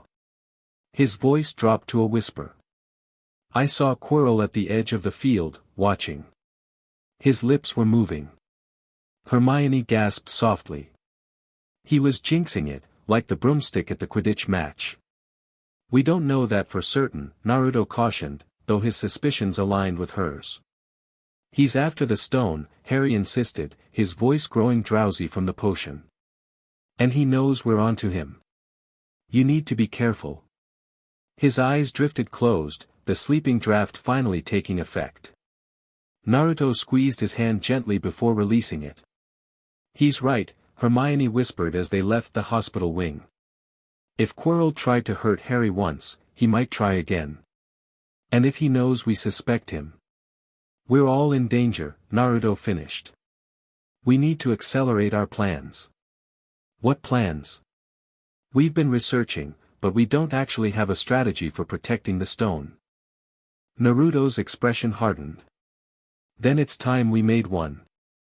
I've been passive too long, letting threats develop around us. No more. Now you're thinking like a shinobi again, Kurama approved. Strategy, preparation, decisive action. That night, while Harry slept in the hospital wing, Naruto, Hermione, and Ron gathered in the empty common room to devise their approach. Hermione had brought parchment and quills, methodically noting everything they knew about the stone's protections. We know Fluffy guards the trapdoor, she began, writing at the top of her list. And logically, there must be other protections as well, probably created by different teachers. Sprout would use plants, Ron suggested. Devil's snare or something nasty like that. Flitwick would create a charm challenge, Hermione added. And McGonagall would use transfiguration. Snape would definitely use potions, Naruto continued. And Quirrell, ironically, would contribute a defense against the dark arts obstacle. And Dumbledore himself would add the most powerful protection, Hermione concluded. Something uniquely his. Ron looked between them, bewildered. Hang on, are we making a list to protect the stone or to steal it ourselves? Neither, Naruto clarified. We're trying to understand what Quirrell, or Blackwood, or both, are up against. Knowledge is power. If we know the protections, we can anticipate their moves. And the best defense is a good offense, Hermione added. If Quirrell thinks we might expose him, he'll be forced to act more carefully. So what do we do? Ron asked. Tell the teachers we know about the stone. Naruto shook his head. Not yet. First, we need to confirm Quirrell's involvement. Which means we need to catch him in the act. How? Hermione looked skeptical. We set a trap, Naruto said simply. Using ourselves as bait. Their opportunity came sooner than expected. The following week, Harry returned to classes, his arm fully healed though still slightly tender. They had carefully shared their suspicions about Quirrell with him, along with their plan to confirm his intentions. We're going to let slip, loudly, where he might overhear, that we know how to get past Fluffy, Naruto explained as they walked to defense against the dark arts. Then we watch his reaction. And if he takes the bait? Harry asked. We'll be ready, Naruto assured him. I've prepared a few surprises. The defense classroom was particularly pungent that day, the garlic smell overwhelming as they took their seats. Quirrell stuttered through a lecture on werewolves, his nervous demeanor seemingly genuine. As they packed up at the end of class, Naruto gave the others a subtle nod. I still can't believe Hagrid told us that music puts Fluffy to sleep, Ron said, his voice carrying unnaturally loud across the emptying classroom. Makes getting past him seem too easy, doesn't it? Harry played along. Shoo. Not so loud. That information is supposed to be secret. Sorry, Ron replied theatrically. It's just, knowing how to get past the dog makes me wonder what else is guarding you-know-what. From the corner of his eye, Naruto saw Quirrell freeze behind his desk, his hands stilling over the papers he'd been organizing. The professor's head tilted slightly, clearly listening. We should go, Hermione said, completing their performance. We can talk about this somewhere more private. As they left, Naruto deliberately dropped a quill near Quirrell's desk. Bending to retrieve it, he planted a tiny piece of parchment, an inconspicuous tracking seal of his own design, under the edge of the professor's desk. "SS something UN needed, Mr. Potter?" Quirrell asked, his stammer pronounced. "Just dropped my quill, Professor," Naruto replied innocently, pocketing the writing implement. "Sorry to bother you." Outside in the corridor, they waited until they were well away from the classroom before speaking. "Did you see his reaction?" Ron whispered excitedly. He was definitely listening. "And the tracking seal?" Harry asked. Naruto nodded. "In place. It'll alert me if he goes near the third-floor corridor." "I still don't understand how your seals work with magic," Hermione admitted. "Is it a combination of chakra and spell work?" "Something like that," Naruto confirmed. "The new seal matrix I created allows for better integration between the two energies. Traditional shinobi seals wouldn't function in this world, but a hybrid approach works surprisingly well." "So now we wait?" Harry asked. "Now we wait," Naruto agreed. "But not for long, I suspect. If Quirrell has been hesitating because of Fluffy, learning there's a simple solution may prompt him to act quickly." They didn't have to wait long at all. That very night, as they sat completing homework in the common room, Naruto felt a distinct pulse from the tracking seal. He sat up straight, drawing the others' attention. "He's on the move," Naruto announced quietly. "Third-floor corridor." Harry immediately reached for his invisibility cloak, which he'd taken to carrying in his bag. "Let's go." "Wait," Hermione cautioned. "We should tell a teacher." "No time," Naruto countered. "By the time we convinced someone to believe us, Quirrell could have the stone. We need to follow him now." Ron looked nervous but determined. "I'm in." Hermione bit her lip, clearly torn, but finally nodded. "All right. But we observe only, no confrontations unless absolutely necessary." The four of them huddled under the cloak, moving awkwardly but silently through the castle. The corridors were eerily quiet, most students already in their common rooms for the night. When they reached the third floor, they heard soft music playing from behind the door that housed Fluffy. "He's already inside," Harry whispered. "And he's put Fluffy to sleep," Ron added unnecessarily. Naruto focused, extending his senses. "There's someone else here too," he murmured. "Just arrived, heading this way." They pressed against the wall as footsteps approached from the adjoining corridor. Moments later, Snape appeared, his black robes billowing behind him as he moved with purpose toward Fluffy's door. "I knew it," Harry hissed. "They are working together." But Naruto wasn't convinced. Snape's expression was thunderous, his wand already drawn, not the demeanor of a co-conspirator. The potion's master paused at the door, listening to the enchanted music that drifted through. His lip curled in disgust before he pushed the door open and disappeared inside. "We have to follow them," Harry insisted. Agreed, Naruto said. But carefully. Something doesn't add up about Snape's involvement. They approached the door, which Snape had left slightly ajar. Inside, Fluffy's 3 massive heads snored rhythmically, a small enchanted harp playing itself in the corner. The trapdoor stood open, a square of blackness in the floor. Snape was nowhere to be seen. He must have followed Quirrell down, Hermione whispered. Naruto peered into the darkness below. I'll go first, he decided. If it's safe, I'll call up to you. We go together, Harry countered firmly. That was the plan.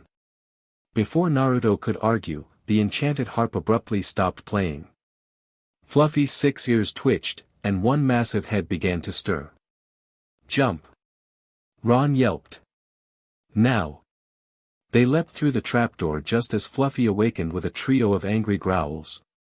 The sensation of falling ended abruptly as they landed on something soft and yielding, a large plant with tendrils that immediately began wrapping around their limbs. Devil's Snare. Hermione identified it instantly. Stop moving.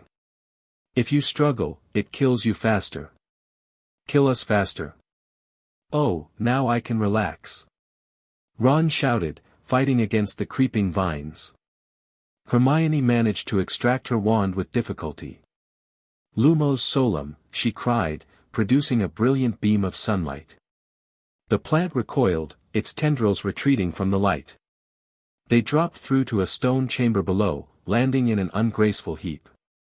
Brilliant, Hermione, Harry gasped, helping her to her feet. This confirmed Sprout's contribution, Naruto observed, brushing dirt from his robes. One down. A soft rustling and clinking sound drew their attention to a nearby doorway. The next chamber contained hundreds of small, jewel-bright birds fluttering near the ceiling. On the opposite side stood a heavy wooden door. Those aren't birds, Harry said, squinting upward. They're keys.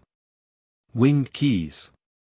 Sure enough, looking closer, they could see tiny keys with delicate wings soaring around the chamber. Broomsticks leaned against one wall, clearly provided for catching the correct key. Flitwick's challenge, Hermione deduced. We need to find the key that matches the door. Look, Ron pointed. Someone's already solved it. Indeed, the door stood partially open, and a large silver key with damaged wings fluttered weakly nearby, having already been captured and used. Quirrell and Snape are ahead of us, Harry said grimly. We need to hurry. They squeezed through the door into a chamber so dark they could barely see. As they stepped forward, light suddenly flooded the room, revealing an enormous chessboard with pieces taller than they were. Behind the black chessmen, they could see another door. McGonagall's challenge, Naruto murmured. We have to play our way across. Ron, the best chess player among them, took command naturally. We need to take the place of 4 black pieces, he determined after studying the board. The game that followed was brutal. The white pieces showed no mercy when capturing, smashing the black pieces to the ground with violent force.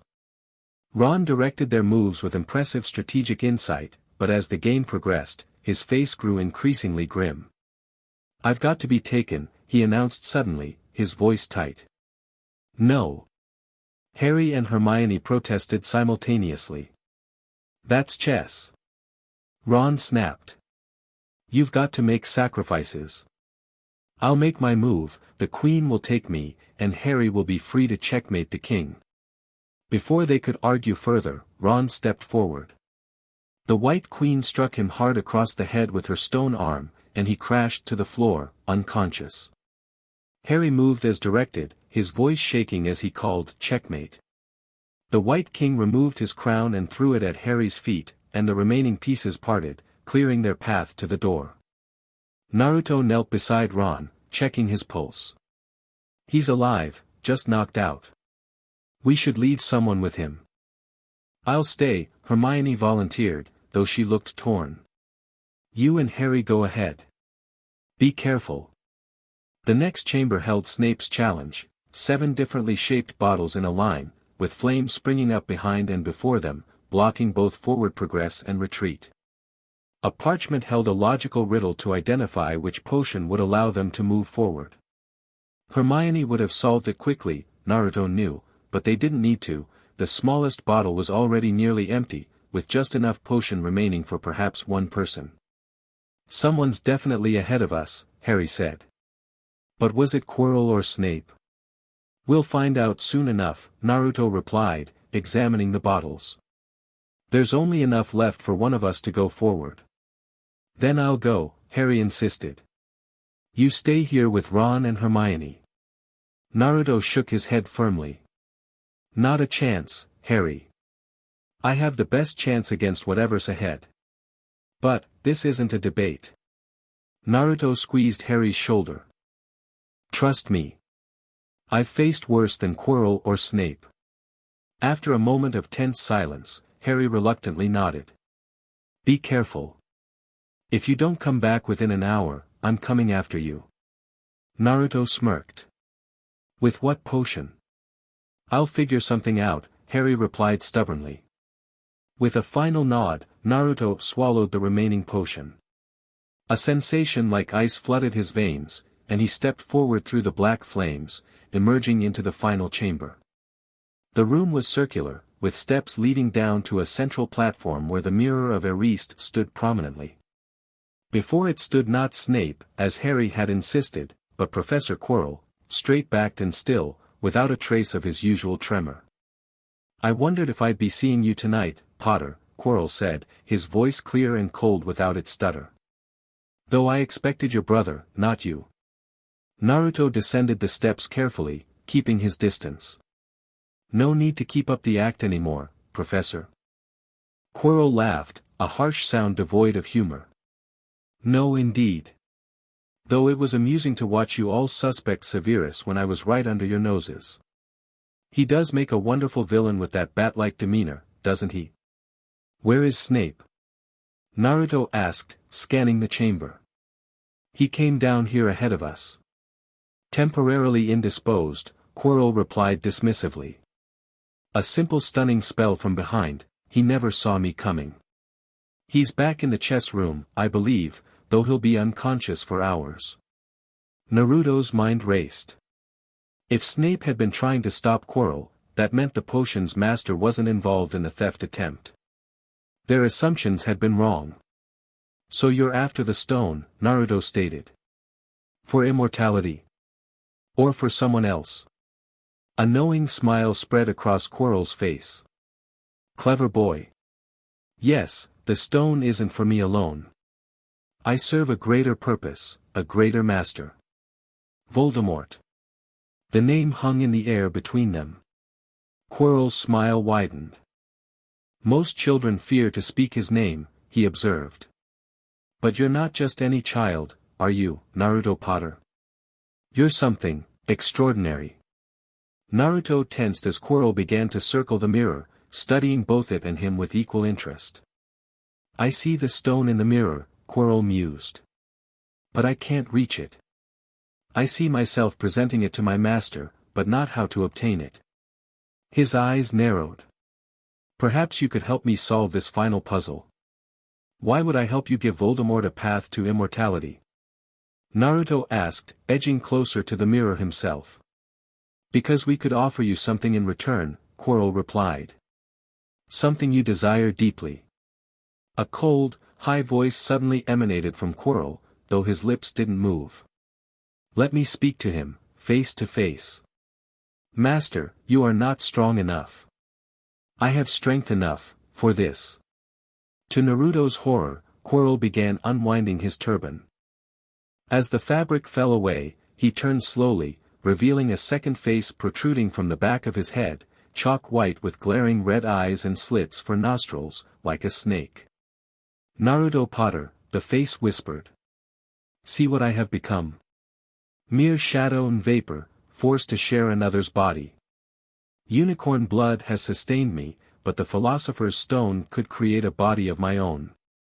Naruto felt his scar burning, the sensation radiating from his abdomen through his entire body.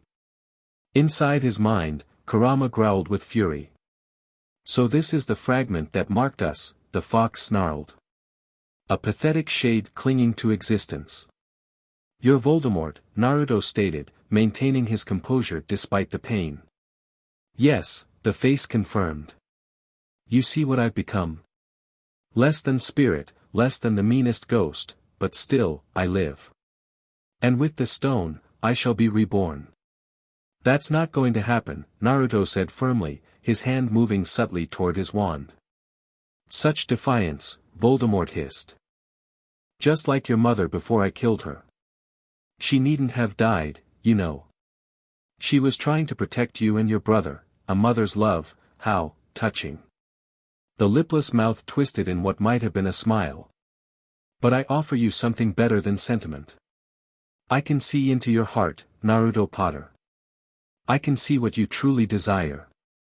You know nothing about me, Naruto retorted. Don't I?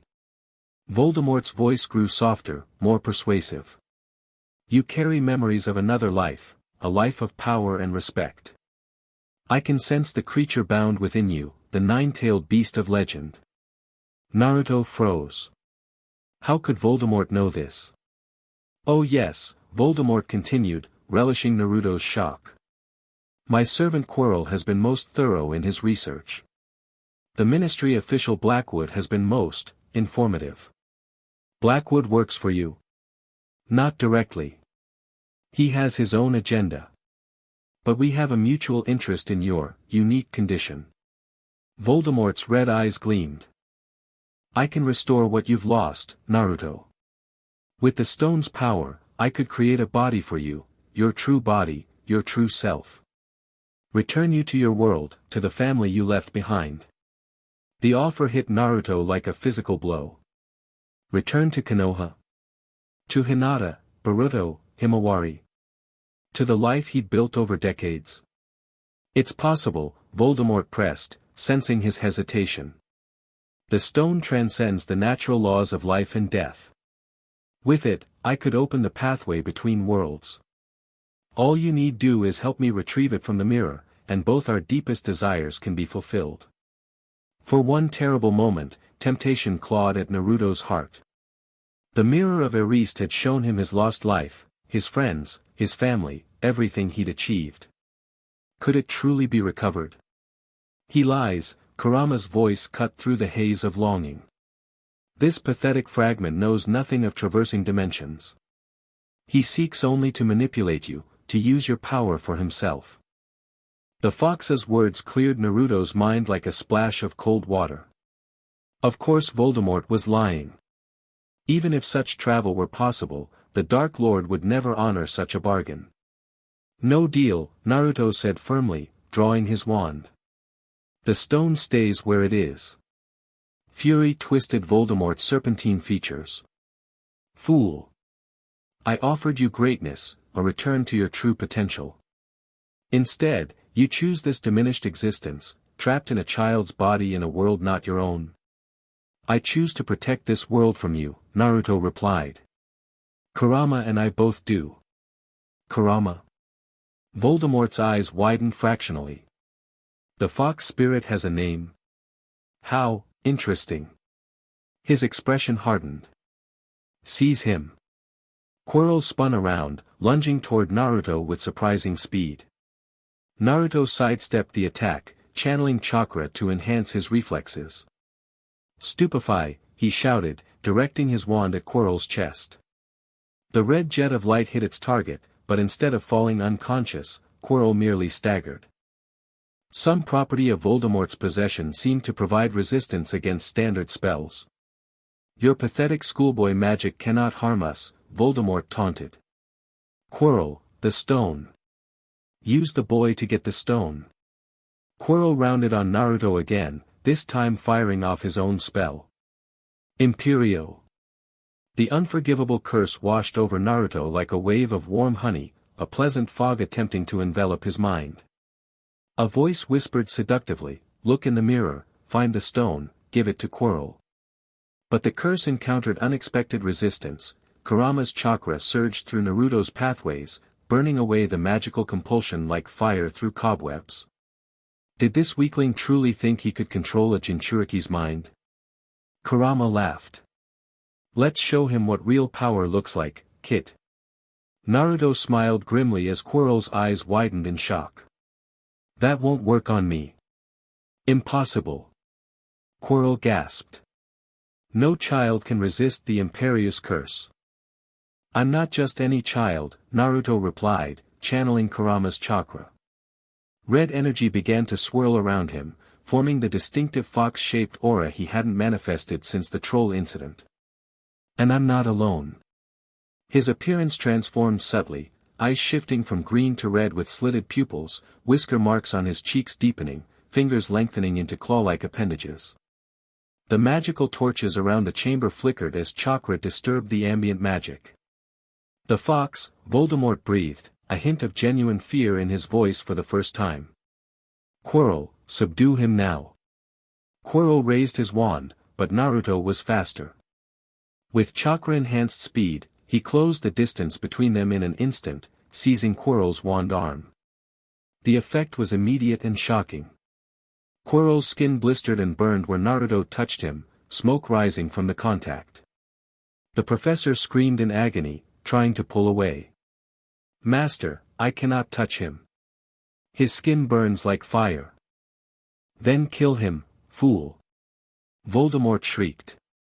Naruto understood what was happening, the same protection that had once saved Harry from Voldemort was working through him now. Their mother's sacrifice, her love, had created a shield that Voldemort's hatred couldn't penetrate. Quirrell raised his free hand, preparing a wandless curse, but Naruto grabbed his face with both hands. The burning effect intensified, Quirrell's skin cracking and peeling away beneath Naruto's palms. My face!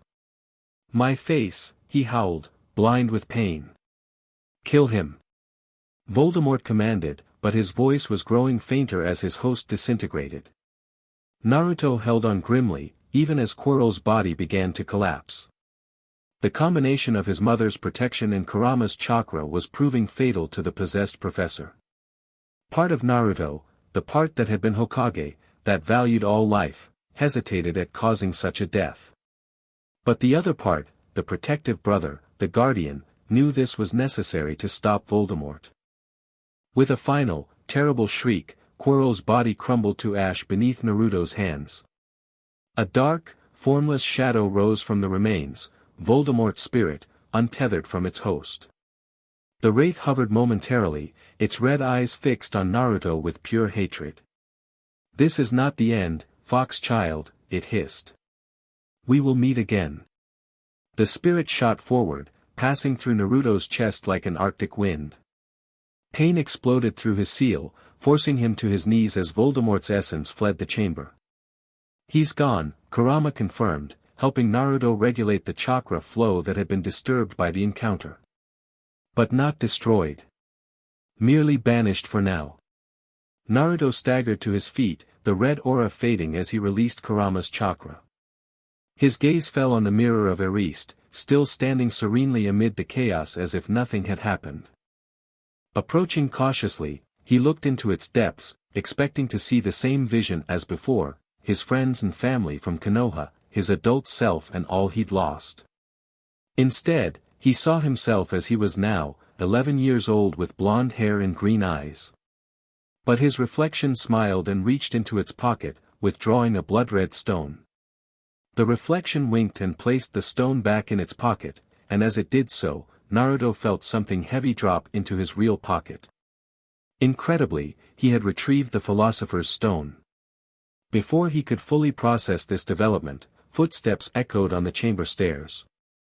Naruto turned to see Albus Dumbledore descending rapidly, his normally twinkling eyes grave and his wand drawn. Naruto, the headmaster said, taking in the scene, the pile of ash that had been Quirrell, the mirror, and Naruto's disheveled appearance. What happened here? Voldemort, Naruto replied simply. He was possessing Quirrell. They wanted the stone. Dumbledore approached, his gaze sharp despite his elderly appearance. And the stone? Naruto hesitated only briefly before reaching into his pocket and extracting the ruby-red object. Here. The mirror gave it to me. Of course, Dumbledore murmured, accepting the stone. It would give the stone only to one who wanted to find it, but not use it. One of my better ideas, if I do say so myself. He studied Naruto intently. And Quirrell? Voldemort? Quirrell couldn't touch me without burning. My mother's protection, I'm guessing. He didn't survive the contact. Naruto looked down at his hands, which showed no sign of the deadly effect they'd had. Voldemort abandoned him and fled. Just a spirit now.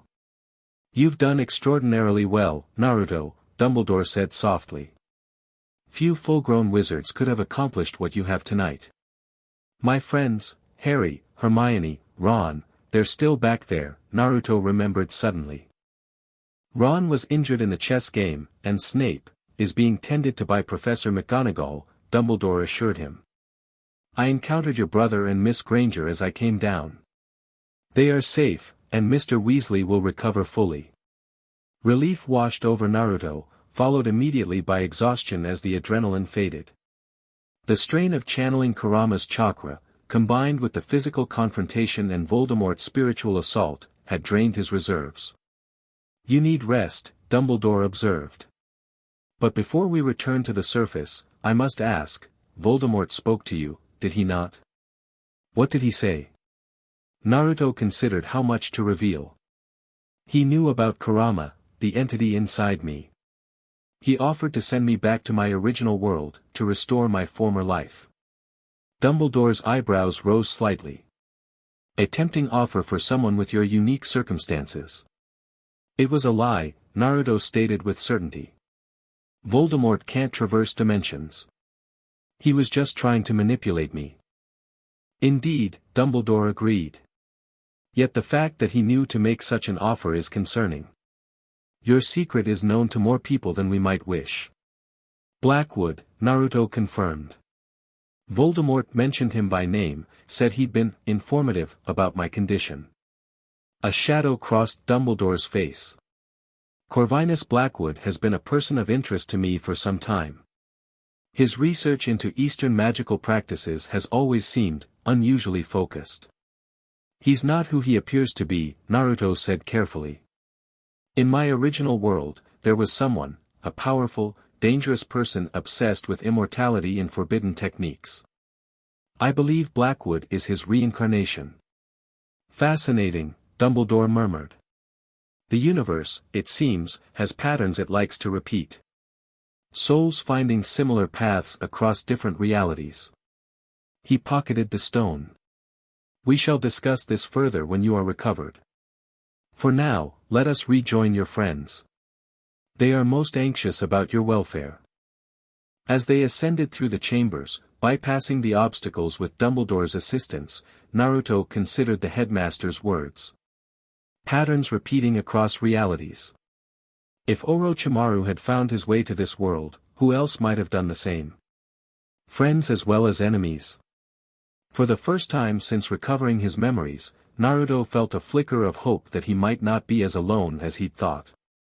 The hospital wing was quiet except for Ron's occasional snores. Harry had been awake for hours, watching the sunlight slowly creep across the stone floor as morning approached. In the adjacent bed, Naruto slept deeply, his body recovering from magical and chakra exhaustion after the confrontation with Quirrell and Voldemort. Still keeping vigil, Mr. Potter? Madame Pomfrey asked softly, approaching with a tray of potions. Is he going to be all right? Harry asked, nodding toward his brother. Perfectly fine, given time, the matron assured him. Professor Dumbledore explained his unique condition. His body simply needs rest to replenish both magical and other energies. Harry nodded, relief evident in his posture. After Dumbledore had brought them all back from the underground chambers, Naruto had collapsed, his reserves finally depleted. The separation, even temporarily, from his conscious brother had been unsettling. The hospital wing doors opened to admit Hermione, her arms laden with books. Morning, Harry. Any change? Still sleeping, Harry replied. Pomfrey says he'll be fine, though. Hermione settled into the chair between their beds, organizing her reading material. I've been researching everything I could find on possession and spiritual entities. There's remarkably little about Voldemort specifically, but the principles should be similar. Always studying, Ron mumbled from his bed, finally awake. Give it a rest, Hermione. We stopped him, didn't we? For now, she countered. But Naruto said Voldemort escaped as a spirit. He'll try again, and we need to be prepared. The conversation paused as Naruto stirred, his eyes finally opening. Morning, he croaked, voice rough from sleep. Everyone okay? Harry immediately poured water from a nearby pitcher and helped Naruto sit up to drink. We're fine. You're the one who faced Voldemort alone. Not alone, Naruto corrected, tapping his stomach meaningfully. Never alone. Ron and Hermione moved closer, creating a small protective circle around Naruto's bed. What happened down there? Hermione asked. Dumbledore wouldn't tell us everything. Naruto recounted the confrontation, Quirrell's revelation, Voldemort's offer to restore his original life, and the deadly effect of his touch on the possessed professor. He explained how the mirror had given him the stone, and Dumbledore's timely arrival. So the stone is safe? Ron confirmed. For now, Naruto nodded. Though I wouldn't be surprised if Dumbledore destroys it or returns it to Nicholas Flamel for safekeeping. And Blackwood? Harry asked darkly. He's working with Voldemort. Not exactly, Naruto hedged. It's more that they share certain interests, specifically, me and what I contain. Kurama, Hermione supplied. At Ron's surprised look, she shrugged. Naruto told me his name during our meditation sessions. The point is, Naruto continued, Blackwood is dangerous in his own right. If he truly is Orochimaru reincarnated, his interest in immortality would make the Philosopher's Stone extremely valuable to him. So we have two separate villains to worry about. Ron groaned. Brilliant. 3, if you count Snape, Harry muttered. Naruto shook his head. Snape was trying to protect the stone. Quirrell stunned him when he tried to interfere. But Snape hates us. Harry protested. Dislike doesn't equal evil, Harry, Naruto pointed out gently. People are more complicated than that. Before Harry could argue further, the hospital wing doors opened again to admit Professor Dumbledore. The headmaster approached their small gathering with a serene smile. Ah, I see our young hero has awakened, he observed. How are you feeling, Mr. Potter? Better, sir, Naruto replied. Just tired. Understandable, after such an ordeal. Dumbledore conjured a comfortable chair for himself. I wonder if I might have a private word with you. The others took the hint, though Harry hesitated until Naruto nodded reassuringly. Once they'd moved to Ron's bed at the far end of the wing, Dumbledore cast a subtle privacy charm around himself and Naruto. The Philosopher's Stone will be destroyed, the headmaster began without preamble. Nicholas and I have discussed it, and we agree it's for the best. Won't Flamel die? Naruto asked. He has enough elixir stored to set his affairs in order. As he put it, after 600 years, it's like going to bed after a very long day. Dumbledore's eyes twinkled momentarily before growing serious again. But I wish to speak with you about another matter, your unique situation. Naruto tensed slightly. My reincarnation, you mean? Indeed. A most extraordinary circumstance, and one that raises fascinating questions about the nature of souls, dimensions, and magic itself. Dumbledore leaned forward. How much do you remember of your previous existence? Everything, Naruto admitted. At first it was just fragments, dreams. But when I was 7, after a particularly bad incident with my uncle, it all came flooding back. My entire life, childhood, becoming a ninja, wars, becoming Hokage, marriage, children, grandchildren, dying as an old man. Remarkable, Dumbledore murmured. And the entity within you, Kurama, I believe you call him, traveled with your soul. Yes. Our bond transcended death, apparently. Naruto smiled faintly. He's not just a power source, you know. He's my partner, my friend. So I gathered from your interaction with the mirror. It showed you both your past life and your current one, a unique dual existence. Dumbledore stroked his beard thoughtfully. And you believe Mr. Blackwood shares a similar circumstance? A reincarnation from your previous world? Almost certainly, Naruto confirmed. He knows too much about chakra, jinchuriki, and specific techniques. The scroll he gave me was written in my world's language, containing a genuine chakra control method. Most concerning, Dumbledore agreed. Particularly given his position in the Department of Mysteries. I shall make discreet inquiries about his background and activities. There might be others, Naruto ventured. If Orochimaru and I were reborn here, others from my world could have been too. A reasonable hypothesis, Dumbledore acknowledged. Though identifying them would be challenging unless they, like you, have recovered their memories. I need to start actively searching, Naruto decided. Friends from my past could be valuable allies against both Voldemort and Blackwood. A worthy endeavor, but I would counsel patience and discretion. Dumbledore rose to his feet. For now, rest and recovery should be your priority. The school year concludes in just a few weeks, and I suspect you'll need your strength for the challenges ahead. After Dumbledore departed, the others rejoined Naruto, eager for details. What did he want? Harry asked. To tell me they're destroying the stone, Naruto replied, sharing part but not all of their conversation. And to warn me to be careful about Blackwood. What will you do about him? Hermione asked. Naruto's expression hardened with determination. Prepare. Train. Get stronger. Summer's coming, and I plan to use it wisely. But we'll be stuck with the Dursleys, Harry reminded him gloomily. A smile slowly spread across Naruto's face. About that. I have a plan. The end-of-year feast was a raucous celebration. The Great Hall had been decorated in Slytherin colors of green and silver to celebrate their winning the House Cup for the 7th year running, until Dumbledore awarded last-minute points to Harry, Ron, Hermione, and Naruto for their adventure with the stone, catapulting Gryffindor into first place instead. As the red and gold banners unfurled from the ceiling, Naruto found himself observing his housemates with a mixture of affection and detachment. The simple joy of winning the House Cup seemed simultaneously trivial and precious, a reminder of the childhood he was experiencing again, so different from his first. You're doing that thing again, Hermione observed quietly beside him. What thing? Looking at everyone like you're seeing something the rest of us can't. She tilted her head curiously. What are you thinking about? Naruto considered his response. Just, appreciating this moment.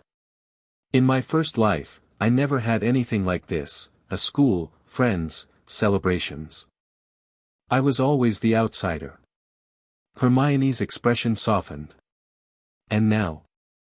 Now I'm trying to balance two perspectives, the 11-year-old student and the man who lived a full life.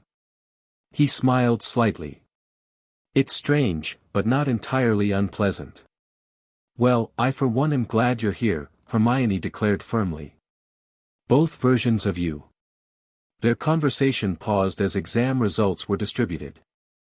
Hermione had achieved the highest grades of the first years, naturally, with Naruto surprisingly close behind. His decades of experience as Hokage had trained him in efficient studying and information retention, skills that translated well to academics. As the feast concluded and students began filing out, Professor McGonagall approached their table. Mr. Potter, Naruto, a word, please. She led him to a quiet alcove near the entrance hall. Professor Dumbledore informed me of your special circumstances, she began, her expression a mixture of curiosity and concern.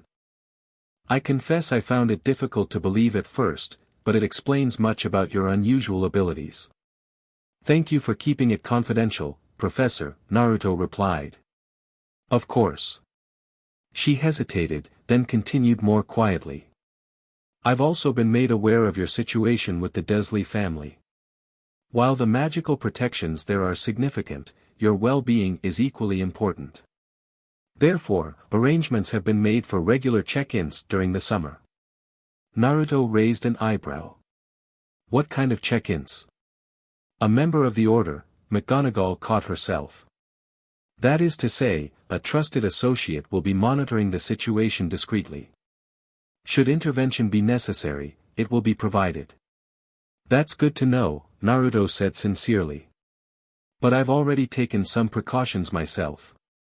McGonagall's lips twitched in what might have been a suppressed smile. Yes, I suspected as much. Just remember that underage magic outside of school is prohibited. Of course, Professor, Naruto replied innocently. I wouldn't dream of using magic. Chakra, on the other hand, was a different matter entirely. The journey back to London on the Hogwarts Express was bittersweet. As the Scottish countryside rolled by, they shared chocolate frogs, played exploding snap, and made tentative plans for the summer. You must both come and stay, Ron insisted. I'll send you an owl. Thanks, Harry said. I'll need something to look forward to. Hermione fretted about their homework and promised to send regular letters. And you'll continue practicing meditation? She asked Naruto. I've been making progress, I can feel my energy center now. Definitely, Naruto promised. And I'll send you more exercises when you're ready. The train slowed as they approached King's Cross. As they gathered their belongings, Harry turned to Naruto. Are you sure about this plan of yours? It seems risky. Sometimes a show of strength is necessary, Naruto replied. The Dursleys only understand power and consequences. We'll give them both. After changing back into Muggle clothing, they disembarked onto platform 9 3/4. Families gathered their children amid tearful reunions and excited chatter about the year's events. Ready? Naruto asked as they prepared to cross back through the barrier. Harry nodded, a mixture of determination and apprehension on his face. Ready. They emerged into the Muggle section of King's Cross to find Vernon Dursley waiting impatiently, his face already purpling at the sight of their trunks and Hedwig's cage. Hurry up, boy, he snapped at Harry, deliberately ignoring Naruto. Haven't got all day. Rather than comply, both brothers stopped several feet away. Naruto stepped slightly forward, his posture relaxed but somehow conveying latent power. Uncle Vernon, he began pleasantly, before we go with you, there are some things we need to discuss. Vernon's mustache twitched angrily. Get in the car now, or you can find your own way home. That won't be necessary, Naruto continued, undeterred. You see, this summer is going to be different from previous ones. Harry and I will be staying in Dudley's second bedroom. We'll receive adequate food, reasonable chores, and our school supplies will remain with us, not locked away. Vernon's face darkened further. How dare you make demands, you ungrateful? I haven't finished, Naruto interrupted, his voice hardening slightly. In return, we'll keep the magical world away from Privet Drive. No visits from our friends, no obvious displays of our abilities. Are you threatening me, boy? Vernon hissed, leaning closer. Not at all, Naruto replied evenly. I'm offering a mutually beneficial arrangement. You see, the wizarding authorities are now aware of our previous living conditions. They'll be checking in periodically. This was stretching the truth, but Vernon didn't need to know that.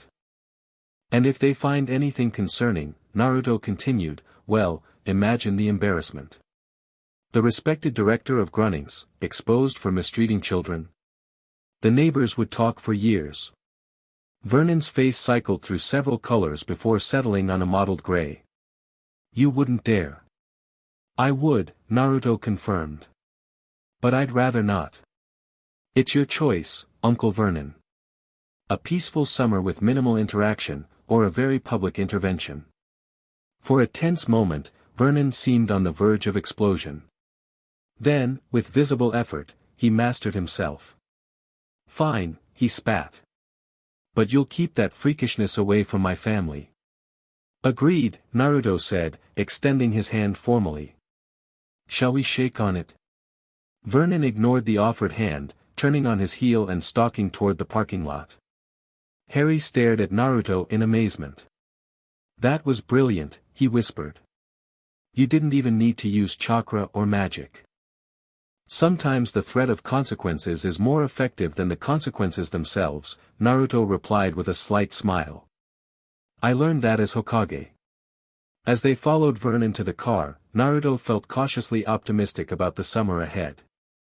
The Dursleys would never be family in any meaningful sense, but they could be managed through the right combination of pressure and incentives. More importantly, the break from school would provide valuable time for training, research, and preparation. Voldemort would return, of that, Naruto had no doubt. And Blackwood, with his Orochimaru-like obsession with power and immortality, represented a separate but equally concerning threat. The real battle is just beginning, Kurama observed within him. Are you ready, Kit? Naruto glanced at Harry, who walked beside him with newfound confidence. At Hermione and Ron, waving goodbye from near the barrier. At the world around him, a world he'd come to care for despite its differences from Konoha. I'm ready, he answered silently. We both are. Whatever challenges the future held, they would face them together, the boy who lived and the shinobi who remembered.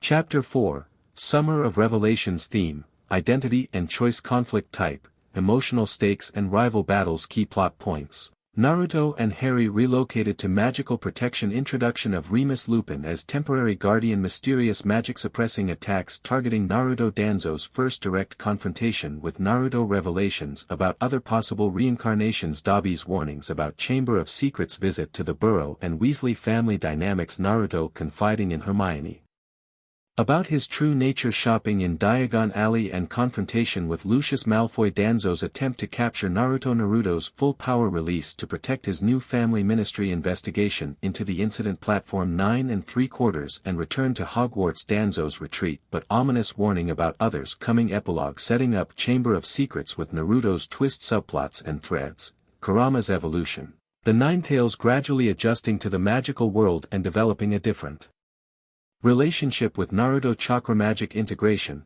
ongoing exploration of how Naruto's chakra abilities interact with and enhance magical spells. Reincarnation mystery, hints that Naruto may not be the only reincarnated soul, with subtle references to other Naruto characters possibly existing in the wizarding world. Danzo's machinations, the shadowy ministry official working to either control or eliminate Naruto while gathering power. Hermione's research, her growing understanding of Eastern magical traditions that parallel shinobi techniques. Harry's development, how having a protective, capable brother changes Harry's development in confidence. Dumbledore's concerns, his attempts to incorporate Naruto into his plans while worrying about the implications of the Ninetales. This detailed outline provides a framework for a story that maintains the requested elements while creating a believable fusion of the Harry Potter and Naruto universes. The story balances action, character development, and world-building while featuring varied conflicts and well-motivated antagonists. The Nine-Tailed Wizard, Story Outline and Chapter Breakdown. Thank you for your detailed request.